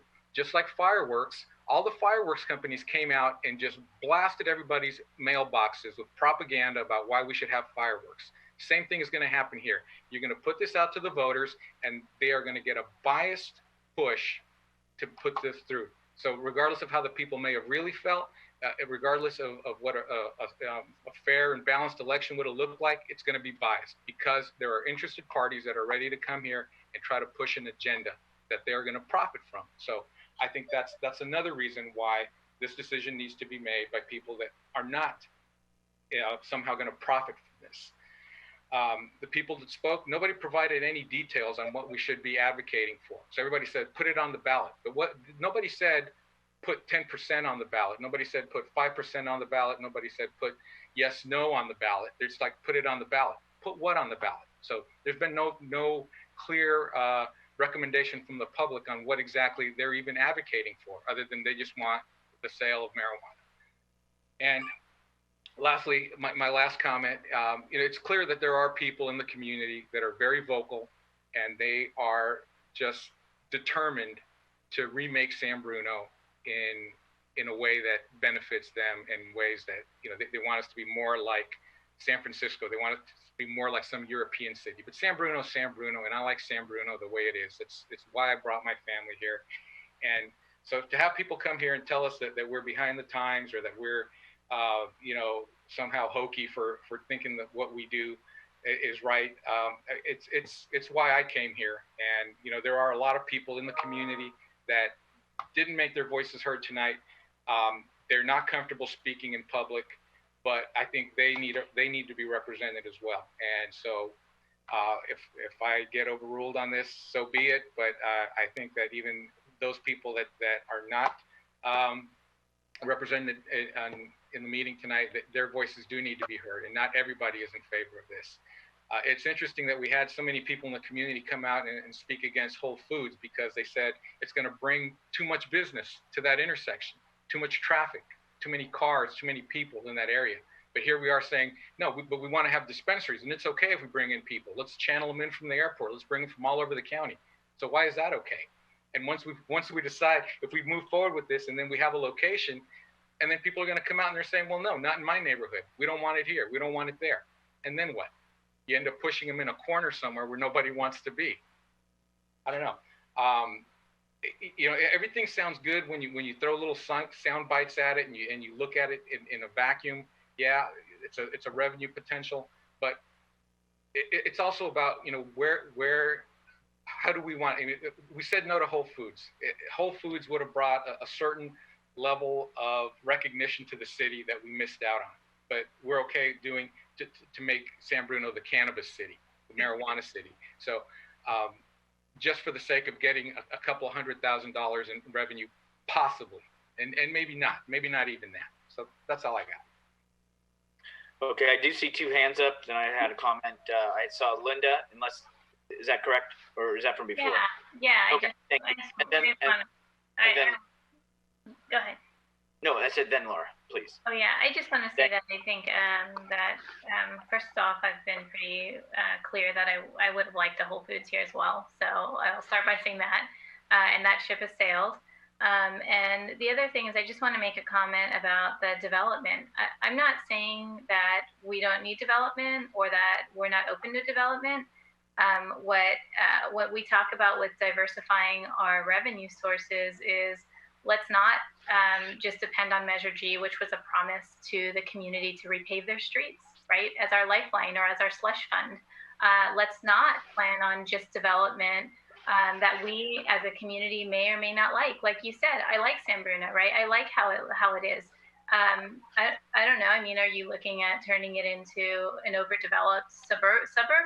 I don't know. But if the only option that we have to get us out of a deficit is development, then we are really limiting where we can go and how transformative that we can be.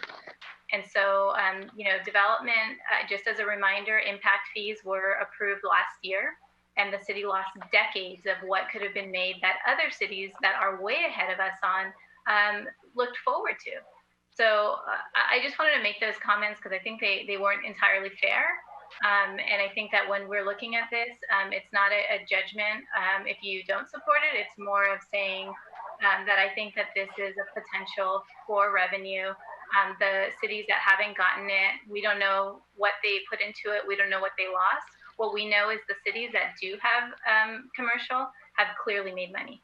And they are just starting. They're only into their second year, 1 year and 2 years for the two cities that were provided to us. So I just wanted to make those comments. Okay.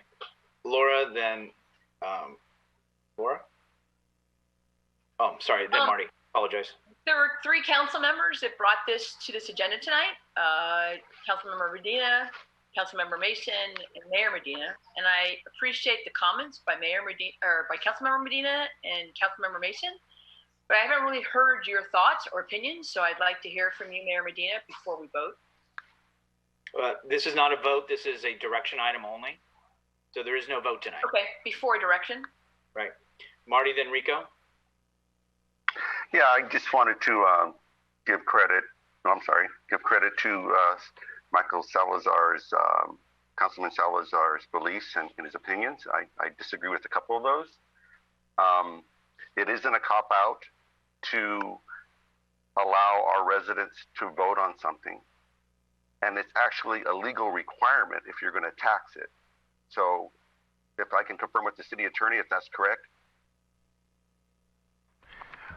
I'm sorry, I was having a side conversation. Can you ask that again? I apologize. I saw you guys talking over there. That's okay. And you're like 5 feet apart, so you better move a little we have the apart. plexiglass thing over here, so we know that we're being safe.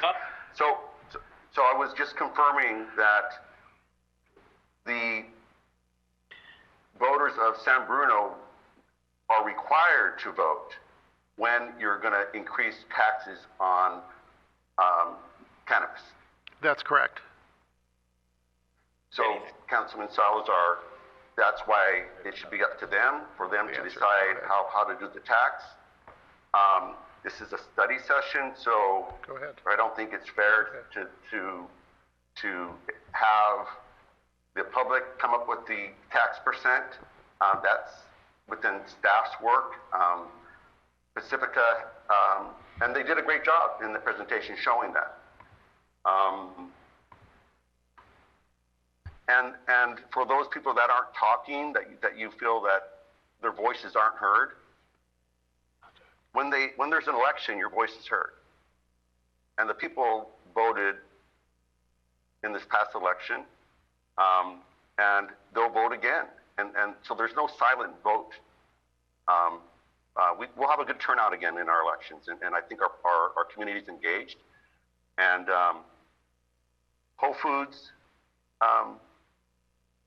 could be in another location. That ship has sailed. And the tax on food, you don't get taxes on the food. So it would still be a great benefit to have, and hopefully a shop or a grocery store like Whole Foods will be one day located at San Fran. But as you know, we don't control that. We don't get to control the project as it comes forward to us. We get to vote on the whole project. So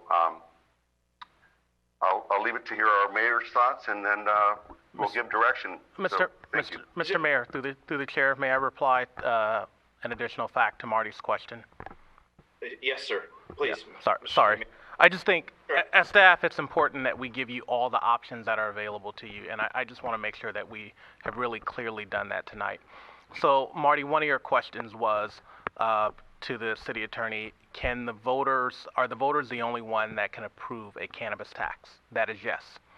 I just want to make sure that council knows that there are other options, and that is the regulatory option. The city council can put a regulatory item before the voters. Now, that would not be increasing the tax. The city would only get our existing 1% of the regular sales tax and then our 0.5% of the Measure G sales tax. So we would get 1.5. The other regulatory option is that the city council can pass an ordinance and allow marijuana dispensaries without putting that before the voters. And that was embedded in what we talked about tonight, but it really wasn't highlighted. And I want council to really know the options that are available to you. A tax requires 4/5 vote of the city council to put it on the ballot. A regulatory item requires a majority, 3 people of the city council to put that on the ballot. But the city council can also adopt an ordinance by majority, and that would allow cannabis dispensaries. It would not create a additional business license tax to tax cannabis businesses at a higher rate. They would have to pay our normal business license tax, and we would get the 1.5% sales tax. So just so council knows the full options that are available to you. Thank you. So, I'm on. Okay. So, as far as, there are a couple options here. The regulatory is one that has been discussed. And I can tell you, based on the cost factor that would be involved with it, based on the additional, much more in-depth staff time, I'm not prepared to go forward with a regulatory. The other thing, too, is all I have heard is about the potential resources or the revenue. And in essence, unless you have an additional tax like which San Carlos did in 2018, I called to cities this weekend, then you are getting the 1.5%. So really, you're not seeing the monies that you're talking about. If a regulatory went on and you had dispensaries, that additional tax is not going to be there. And unless I'm wrong, you can't just go back and say, we changed our mind. I think you'd have to go out to the vote of the people or what have you, but you could already have establishments in the community. So I will just say for myself now, based on the cost, based on the staff time, as far as for a regulatory one, then I am not supporting that as far as my direction from myself. So I don't know if that helps guide the conversation a little better, but that's where I stand as of this evening, with what's happening and what's going on, and with the costs and the additional staff time. I think there's and not having a tax in place, it defeats that purpose. That's on the regulatory. The only other thing that I personally would be wanting to maybe talk a little bit about is just a potential tax.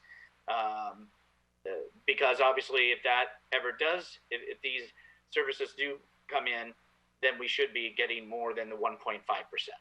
That doesn't make it worth the time for all the change and the security and other things that will need to be done, and the time that's going to be put in my opinion. Mr. Mayor? Yes, please. Yeah, I concur. I believe that if we're going to proceed, that we go the easier, less expensive route to not have the regulatory ballot measure, that is something that could occur afterwards. And we'll see after the election of how that comes out. If the city attorney can correct me, if the ballot measure doesn't pass, then of course you don't have to spend any more money figuring out about GIS or CEQA. But it does pass, then you'll see by how much, and we can work from there. Through the chair. Please. So that is correct. The reason why most cities have chosen not to just put a ballot measure on or a regulatory measure on, why most cities have done both, is because I think they have believed that the public should know sort of fully what they're voting for. So if you were to put a tax measure on without a regulatory measure, of course, right now, there are no commercial cannabis businesses that are permitted in the city. So what the tax measure would in essence say is that the people vote to tax certain businesses, whatever they may be, distribution, testing, manufacturing, cultivation, and if the city council were to allow those businesses in the future, that they would be taxed at a particular rate, which would have to be developed in some way with consultants. So the reason why cities have chosen to put both on the ballot at the same time is so that people know that they're not only voting for a tax, but a tax on what exactly and what is being permitted in the city. So that's just a little bit more information in respect to that question. Mr. Mayor, if I can follow up. However, we will still go through a process of coming up with that regulation where the public would be able to comment and the council would then vote on that regulation.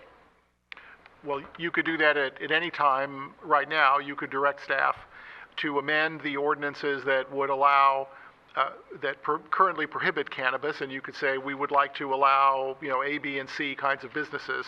So that's direction you could give staff at any time before or after the measure passes, if it does pass. Okay, just wanted to confirm that that is a public process that the council does formally go through and we vote on. That's correct. Thank you very much. And I do know there's a 60-day framework, and then I do agree, just to say up or down, I mean, people do want to know numbers. They want to know where. And I think you don't put things on the ballot that don't have more specifics, because then there's just even on Measure N, even though maybe it was communicated, some don't feel, it's like, well, that's not what was quite said. And so I think you really do need to offer that so people do know what would transpire. Any other comments from the other colleagues? Or questions, I should say? And/or comments? Okay. Seeing no hands, I think the only thing then is whether there's a wish to want to look toward a tax, and at this time, because it would take. The other would take 3, unless we want to see if somebody wants to have direction and see what the other colleagues say about a regulatory item, just so that it's noted. But I've made my comment clear. I think, Marty, I've heard yours. So I think at this point, we should just move on and see if there's support for a tax or if there's not. Unless somebody feels different. Linda. Oh, no, go ahead. Oh, no, your No, I was just unmuting. Your mic went. Yeah. Any other thoughts at this time?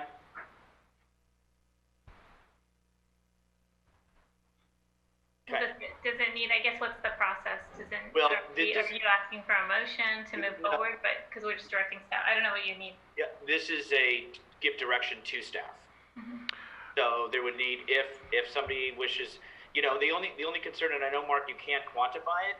I understand that there's a lot less economic aspect, a lot less time. But what I am trying to understand is, and I understand because I'm going to go back to, and I respected that Marty was saying, well, please let me know. Please help me quantify that in the best possibility. What are we talking dollars and what are we talking time?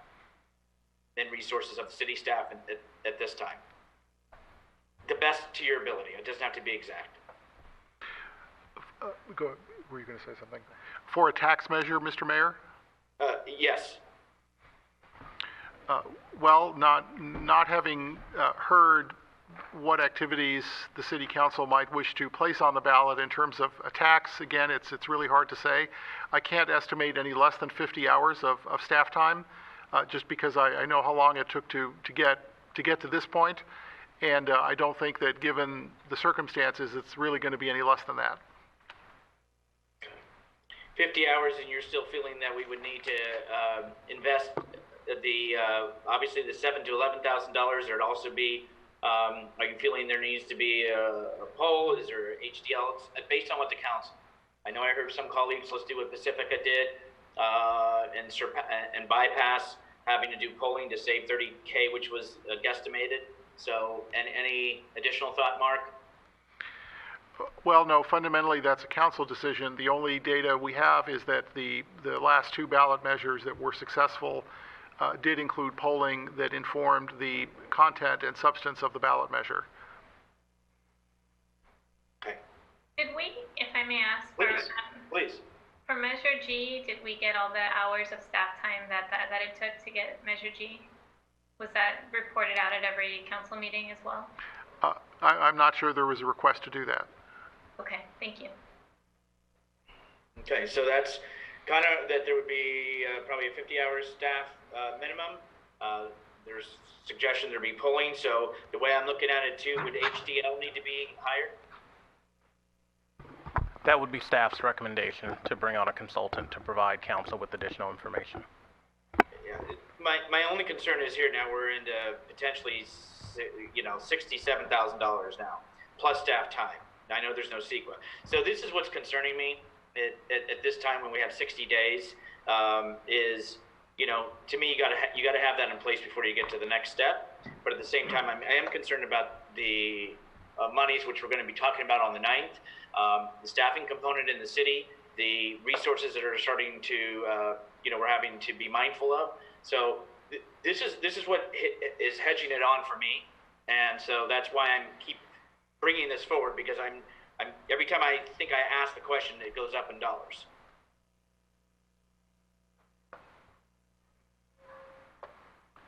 So you're recommending polling, you're recommending HDL. It's going to be, let's say, $7,000 and $67,000 plus maybe 50 hours of staff time. Is that fair? That's fair. Just a word on the staff time, because it's been the subject of a lot of questions tonight.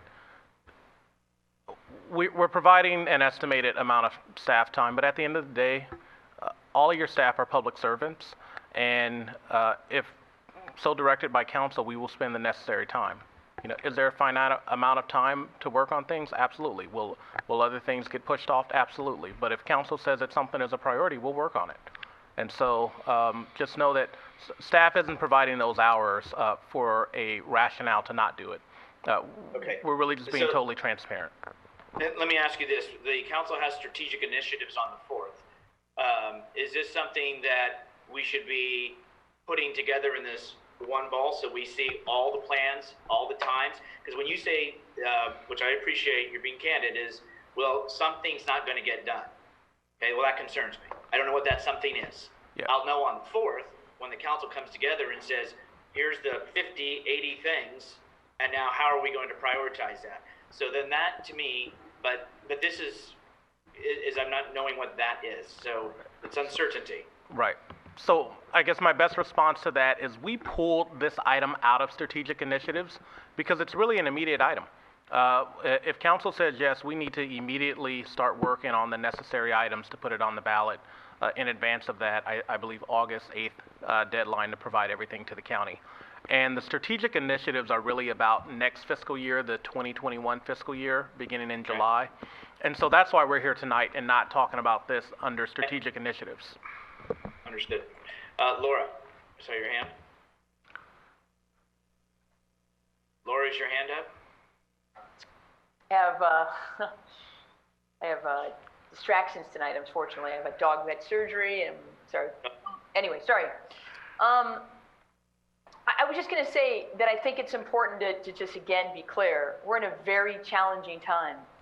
So any time we pull from staff is taken away from very critical time during a time when we have deficits. And we know, as pointed by a public comment tonight, that supposedly we're not reviewing the contract well enough in recology. Why is that? Again, we put things back on the burner because something is always a priority. And staff has to kick butt every single time to try to stay afloat because there's so many things on their plate. It's one more thing. It's one more thing. Our list of priorities are long. And I've got priorities. I've got things I want to move forward. I keep waiting to have that strategic studies session so we can talk about those things that are priorities. And again, the other point I want to make is that I think it's important to say to you, there's no guarantee in fundings. So if there's no guarantee in fundings right now, why gamble on the minimum money we have because we have a deficit? And finally, if it's about providing the service to San Bruno residents that need this, I remember 12 years ago, a conversation with my son driving in a car as a freshman in high school. Hey, Ryan, how easily available is it for you to get marijuana? And how long will it take you? Oh, probably within 30 minutes, Mom. Well, I guarantee you that time has shrunk in half, if not less than that. So it's not about not being able to provide the service. It's all about a tax measure. So if we can't guarantee the funds right now, why are we even going down this path? We don't have the funds to spend. I'm not a gambler. I don't want to spend money on something that I can't guarantee some good funds are coming in. A lot of questions still need to be answered. I think we just get to making a decision on whether we ask staff to move forward with spending any more time that we don't have. I did just look it up by Javon. What you sent to us was 73 potential strategic initiatives that council's looking at for subsequent. So we need three, just a process question, Mayor. Please. So we need 3 votes to direct staff? In this particular case, because it's a tax, it would need 4 out of the 5. Just to, tonight? Yes, that would give, because if there's not 4, then they can't move forward. Because if it were come up at a regular meeting and the vote is the same, it dies for taxes. It needs a 4/5 vote. But I thought tonight we're not voting on the tax, we're just voting to ask staff to look further into the tax. Well, I think staff and staff, because they have 60 days, I think they need the direction to know whether to proceed with the time and the investment and move forward to hit the August 8th deadline. So if I can ask City Attorney, because I thought if it's just to direct staff, it would be 3. You can say something else. Let me know. Yeah, Sure. So let me clarify, and I guess we'll just be brutally honest. So I think given the time that we have, while it might be tempting to say that 3 of you could direct staff to proceed and develop a tax measure, that would be fine and perhaps okay in normal times. I would say that at this point, staff would like to know whether there are ultimately 4 votes to put the measure on the ballot before spending all of the additional time necessary to do yet another staff report and come back to the City Council. Mr. Mayor? Yes. And that's absolutely fair, So I'm for it. And we just need to hear from one other person, one way or up or down, to get this part over with. And Linda, I'm sorry, did that answer the question? I think just to not spend staff time or money, that's why they're asking the question. Because if they started to spend the time and the money and then came back and it was a 3-2, then that would be for naught. Right, so it's only 3 votes are required at this point, but they're saying that they'd like to know the 4th because they don't want, out of courtesy, the City Council also I don't think wants to waste staff's time. That's fair. You're correct. Okay, just want to make sure that was answered. Michael, so your mic came on? Well, I mean, we heard the threats, and we hear the threats a lot.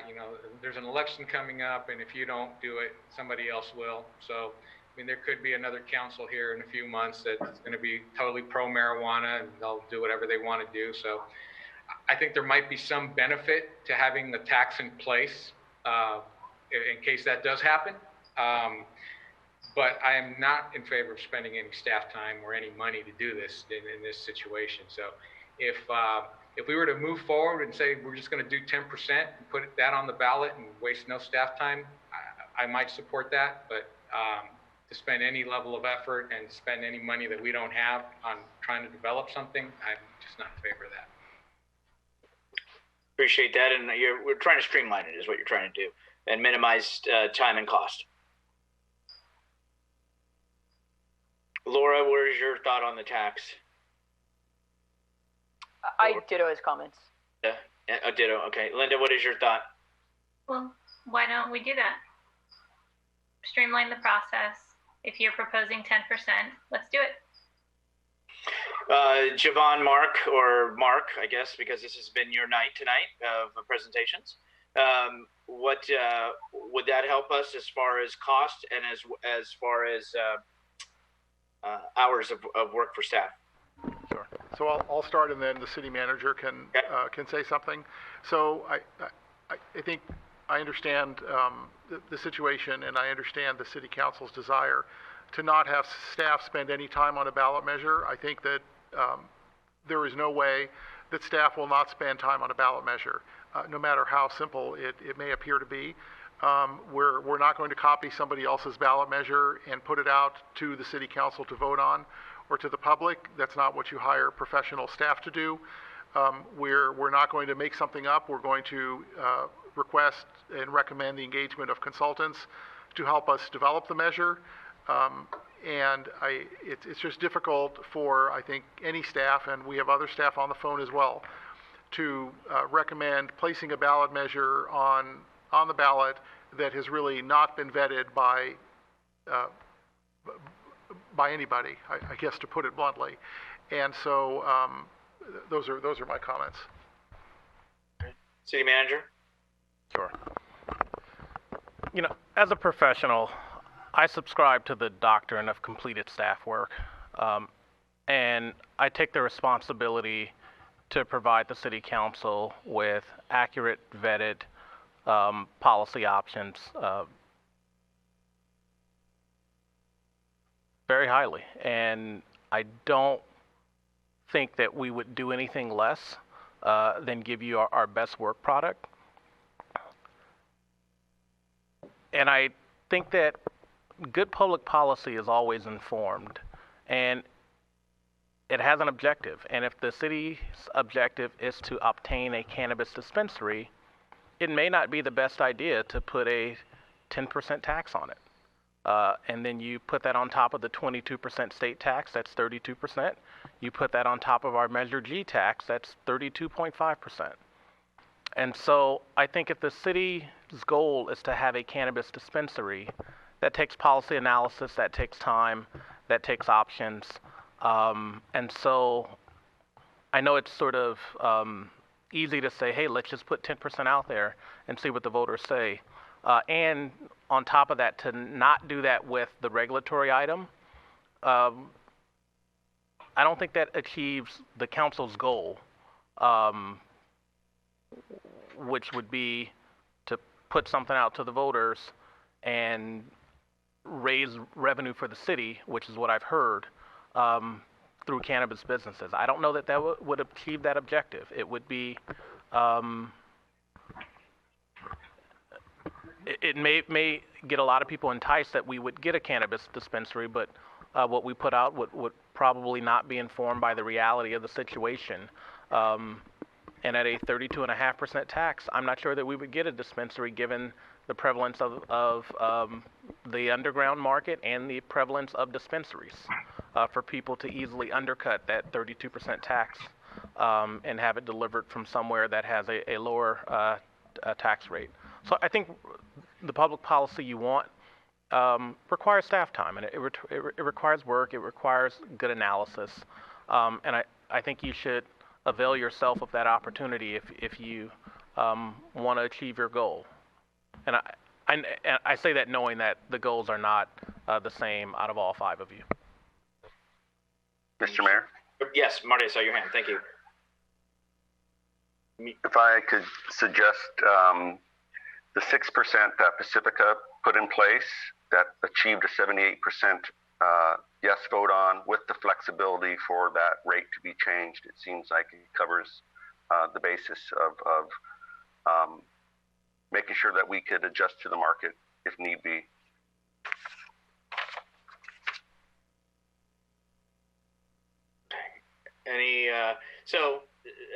City manager, including, you're still obviously saying staff time, you're still saying staff resources. Yeah. And where, that's one thing that was in the presentation, where are the resources coming from as far as the economics for the consultant, for the ballot initiative, et cetera? We would ask council to make an appropriation from fund balance or reserves to cover it. An appropriation is not on the agenda tonight, so we would come back with that item. But again, don't look at staff time as something as sort of the reason not to. So what you're telling me that this would come out of the reserves? Fund balance or reserves. Given our budget situation, it would come out of unappropriated available cash, which right now is fund balance or reserves. And you're already, on the 9th, will be asking us to review further to already potentially take from one or both pots for the, no pun intended, for the to balance the budget, correct? The proposed budget has the use of approximately $1.1 to $1.2 million of fund balance and reserves to help balance the $8.2 million deficit. Along with other things that the strategy of the staff has come up with. Yes. Okay, thank you. Final comments, Linda. Oh yeah. So no, I was just going to say. So Councilmember Salazar mentioned the 10%, and I'm just saying I don't know if that's the issue is a percent and identifying a percent, then maybe we need to talk about what we're comfortable with here. And both Councilmember Davis mentioned her concern around the staff time. And maybe that's a conversation that we can also have around how we can alleviate that, since that's such a large concern. Because we're here now, and the items here now, if it doesn't get, if it doesn't move forward tonight, then clearly we're not going to see it again this year. So I'd rather take the time and have a thoughtful conversation around this to see how we can get to yes.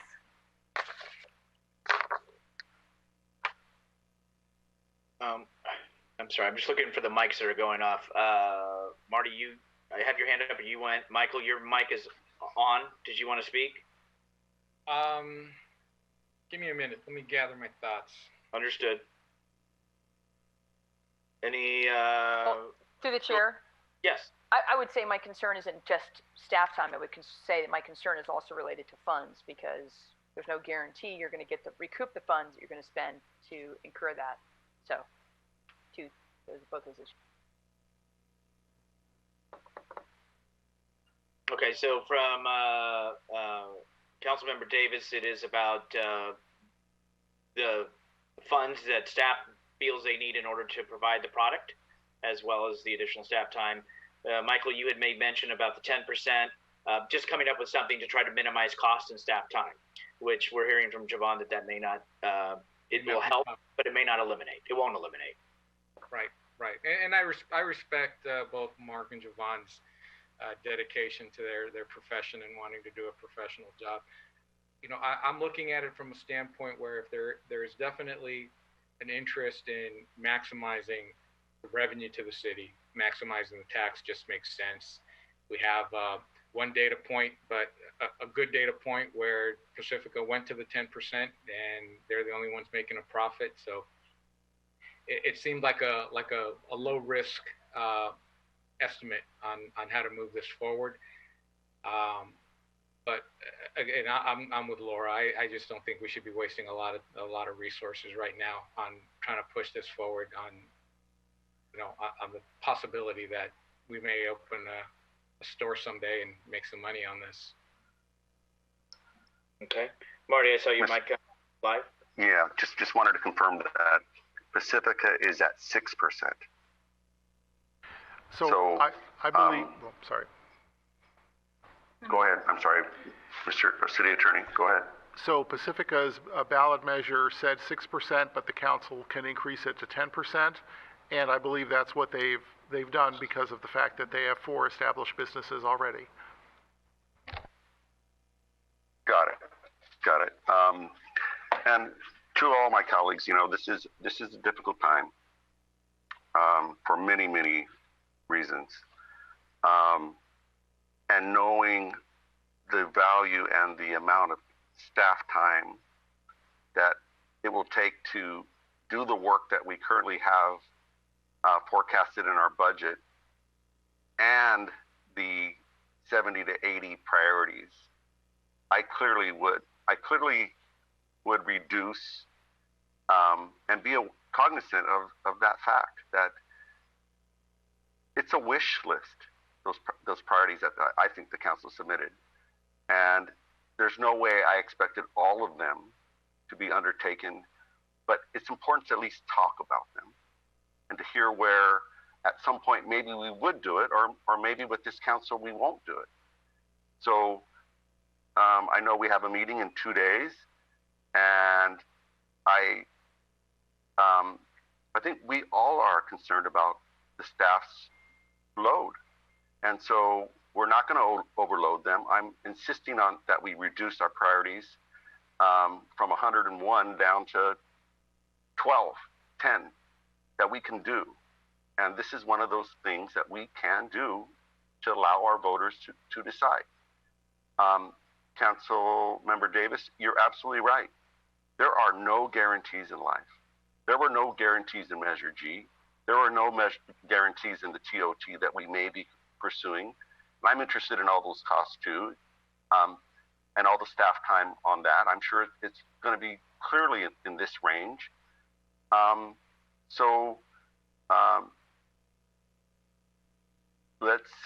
I suggest that we just keep that in mind, that we're not going to overload staff. That may have happened in the past. We have to be aware of it. And reducing the priorities from my list, I have no problem doing that. So I'll still wait. I think we can find yes here, but it's understandable if you don't want to do it. That's okay. We can agree to disagree respectfully. Thank you. Okay. Let's. Through the chair.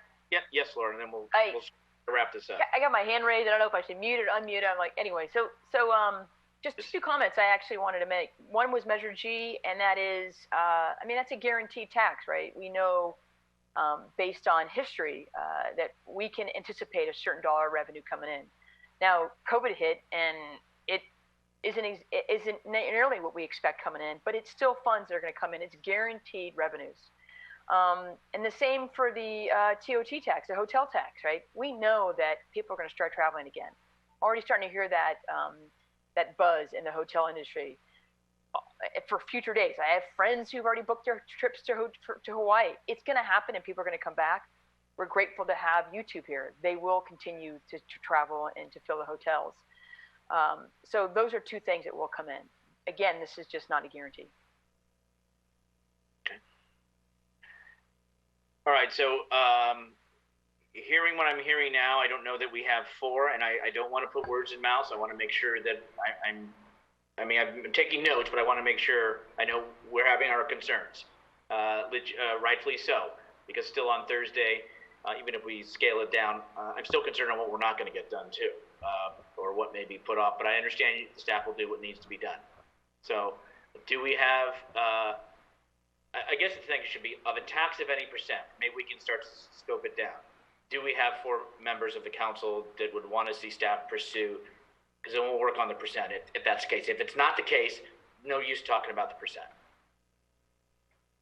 And Rico, so from what I'm hearing is that even if we decide that number, the amount of work is not going to really diminish for staff. So what I heard from Javon and Mark is that even if we decide the number, they're gonna go do their due diligence, and in fact they're advising us not to pick a number because we have no idea what that number would eventually.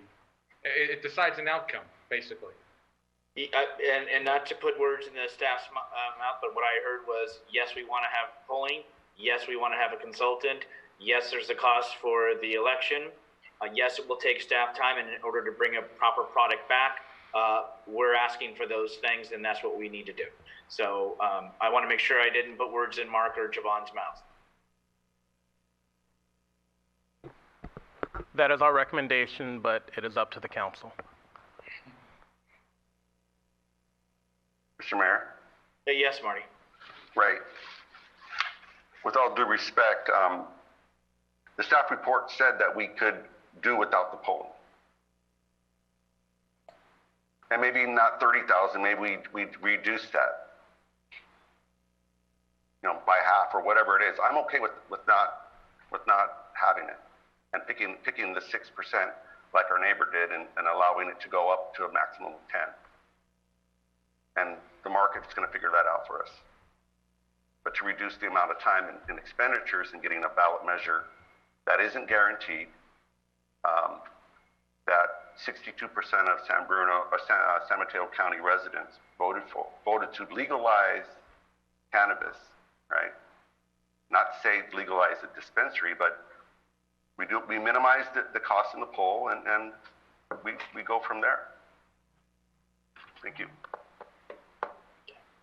And I know we're kind of going back, but I think maybe we can start to finalize this. Unless I know, Linda, I want to make sure that you're feeling the conversation that you on these matters was important too, as far as costs and staff time. Yeah, no, I mean, I think we have, I think it's, I'm not sure exactly where you are, Mayor, but I think we have 2 council members that, there seem to be leaning towards no. So I'm not quite sure if we can massage that a little bit more. I mean, we had people on the phone today, one who has a successful business in Millbrae interested. We had 2 other members of the public on the phone interested in possibly opening a business. So the interest is there. We again have seen Pacifica. We have seen South City, which I believe is only a delivery, and they're close, I believe under $100,000 is what the staff report said, which would more than likely replace any cost that was expended in just a year. So, I mean, I'm not sure, I guess, what more to say, because really it's, the other 2 council members need to either let us know what more we can do or to make them feel more comfortable with this vote. Yeah, and I know we were talking about business in this, but that doesn't open up a retail. This is only on the tax. So that get that or doesn't bring in that, it gives a potential should something open up. But they're all connected. Yeah. They're all connected. Mm-hmm. Okay.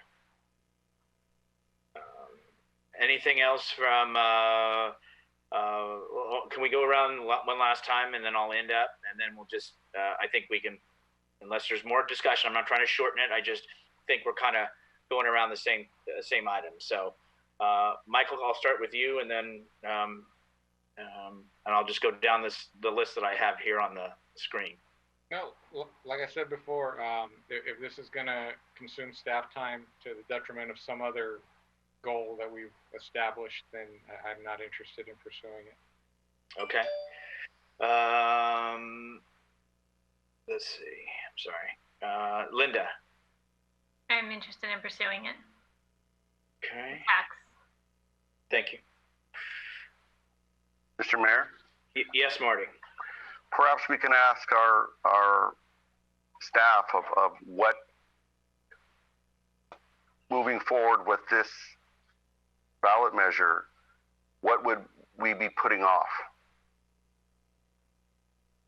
Because right now we don't know. But we know that they're overloaded, but we don't know what this would replace. I think we have to decide that. No, we can ask them. Their staff is right here. Here's when I worked here in San Bruno. And this is really short. When my manager came to me and said, "Hey, I got another project for you to inspect," my first reaction was, "Okay, what of my other 5 projects which one of those you don't want me to work on?" And that's the same thing here. We came up with something else. What is it? And that's why it's so important to have priorities, right? You got to run the city in general just to keep it going. Mm-hmm. But of these additional activities, which we're going to talk about on the 4th, what can we do? And we should set what's the most important thing. So I'll see if our staff can give us a little bit of what are we talking about? What's not going to get done if we spend 50 hours pursuing this ballot measure? Well, I know I kind of posed that, and then I don't know if they. Well, and let's be candid too with what's going on. That may be an immediate hard task with the curfew and the shelter in place. But to Marty's question, City Manager. Sure. Let's parse this out. And why don't I begin by saying, some part of me is uncomfortable with the significant discussion around we can't do X because of staff time. Again, we're public servants. You're the elected representatives for this community. We take our priorities and our direction from you. Staff does led through me as a city manager, and the city attorney supports you as well. We sort of had a discussion about this earlier today when we were calculating up the hours, and we were actually sort of doing a test Zoom of our presentation tonight to prepare, and sort of counted 7 people that were here as we were going through preparations. And we spent about an hour and a half this morning preparing for the discussion today and going through all the various scenarios to prepare for your questions that we couldn't anticipate, but we wanted as professionals to be prepared. And so while we estimated on the low end 50 hours, the honest answer is it's a bit of a question mark on exactly how many hours it will take to do the job that is required. And what we also talked about was, it's sort of not always what comes off the plate, because oftentimes things are added to the plate and we take it on and we still do everything else. And the people that work on this or have worked on bringing this item before you, it's your city attorney, it's your city manager, it's your community economic development director, and it's your finance director. Those are the core people, correct me if I'm wrong, and the city clerk and the police chief that worked on bringing this item before you. Nearly all of those will be involved in bringing any ballot item to you, in addition to supporting consultants. I wouldn't think about what's on the 2021 strategic initiative list, because frankly, all that stuff is for next fiscal year. This work has to be done within the next 60 days.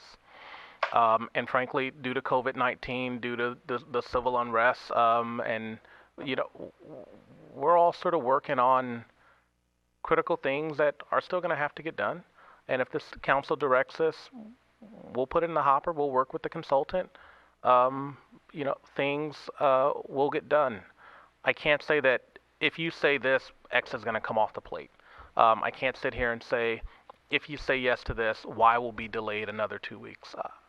I don't have that level of detailed analysis, and it's just not me. It's sort of it's an interdisciplinary team of over 5 departments that work to give you the professional advice. So what I would really say to the city council is I think as policymakers, as elected representatives for the democracy here in San Bruno, you have to look within and say, is this something that you want to do? And then your staff will mobilize to support you and get it done.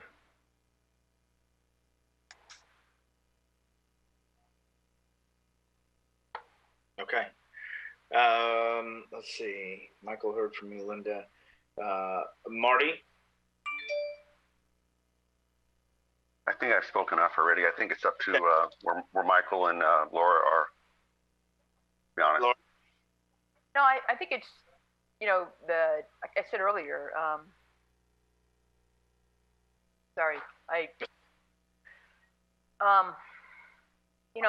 Mayor Medina, you brought this forward. Councilmember Mason and Marty Medina, you've made very clear statements of where you're at. I think you guys vote on it. You decide what you want to do. I think you know where we're at. I don't know why we're sitting here for the next 30 minutes trying to have a discussion about staff's time. And I think you continue to put staff in an awkward situation because they're always here to do what we ask them to do, regardless of what it takes. Here it is, it's 10 to 9 at night. We have staff that should be at home. For their safety, they should be at home. So let's just move forward and make a decision. That's why I'm asking you whether you want to see a tax on the ballot. If we were to move forward with that, yes, it would have to have a tax on the ballot. I would not support it without. But are we going to ask the question where are we going to move forward with this on the ballot? That's what I'm asking right now. They're asking if there's 4 people, and that's what I'm asking. Whether or not you want to have a tax on the ballot. Yes, it would have to come with the tax on the ballot. I think I made that clear earlier. Okay, so they're saying then you would support having staff do... No, I would not support it. I made that clear all night long. All right. Okay, I think that now it's clear, and I empathize with both sides. At this point, staff direction is it is not to proceed forward. And is there any, on my agenda, does that give the direction, staff, that you need? Oh, excuse me, through the chair, I continue to ask for your opinion. If you want to bring this forward, do you support it? Is it something that you would support? It needs 4 folks, first of all, in order for it. What they've asked for us, if there's not 4, to not have it move forward so they don't use city resources financially or staff time. That's why we're asking the question. And if it doesn't have it, then we're done. No, I actually disagree. I think the minutes should reflect where you stand, Mayor. Yeah, I made it clear that I was okay with moving forward, but I wanted it simplified as far as having a tax, because the tax is necessary in order to have any type of revenue that everybody's talking about, the potential of not knowing. Mr. Mayor? Yes. You made that clear. I said earlier I concurred with you, so that's clear. Okay. Thank you, everybody. All right. Staff, do you have the direction you need? Yes, thank you very much.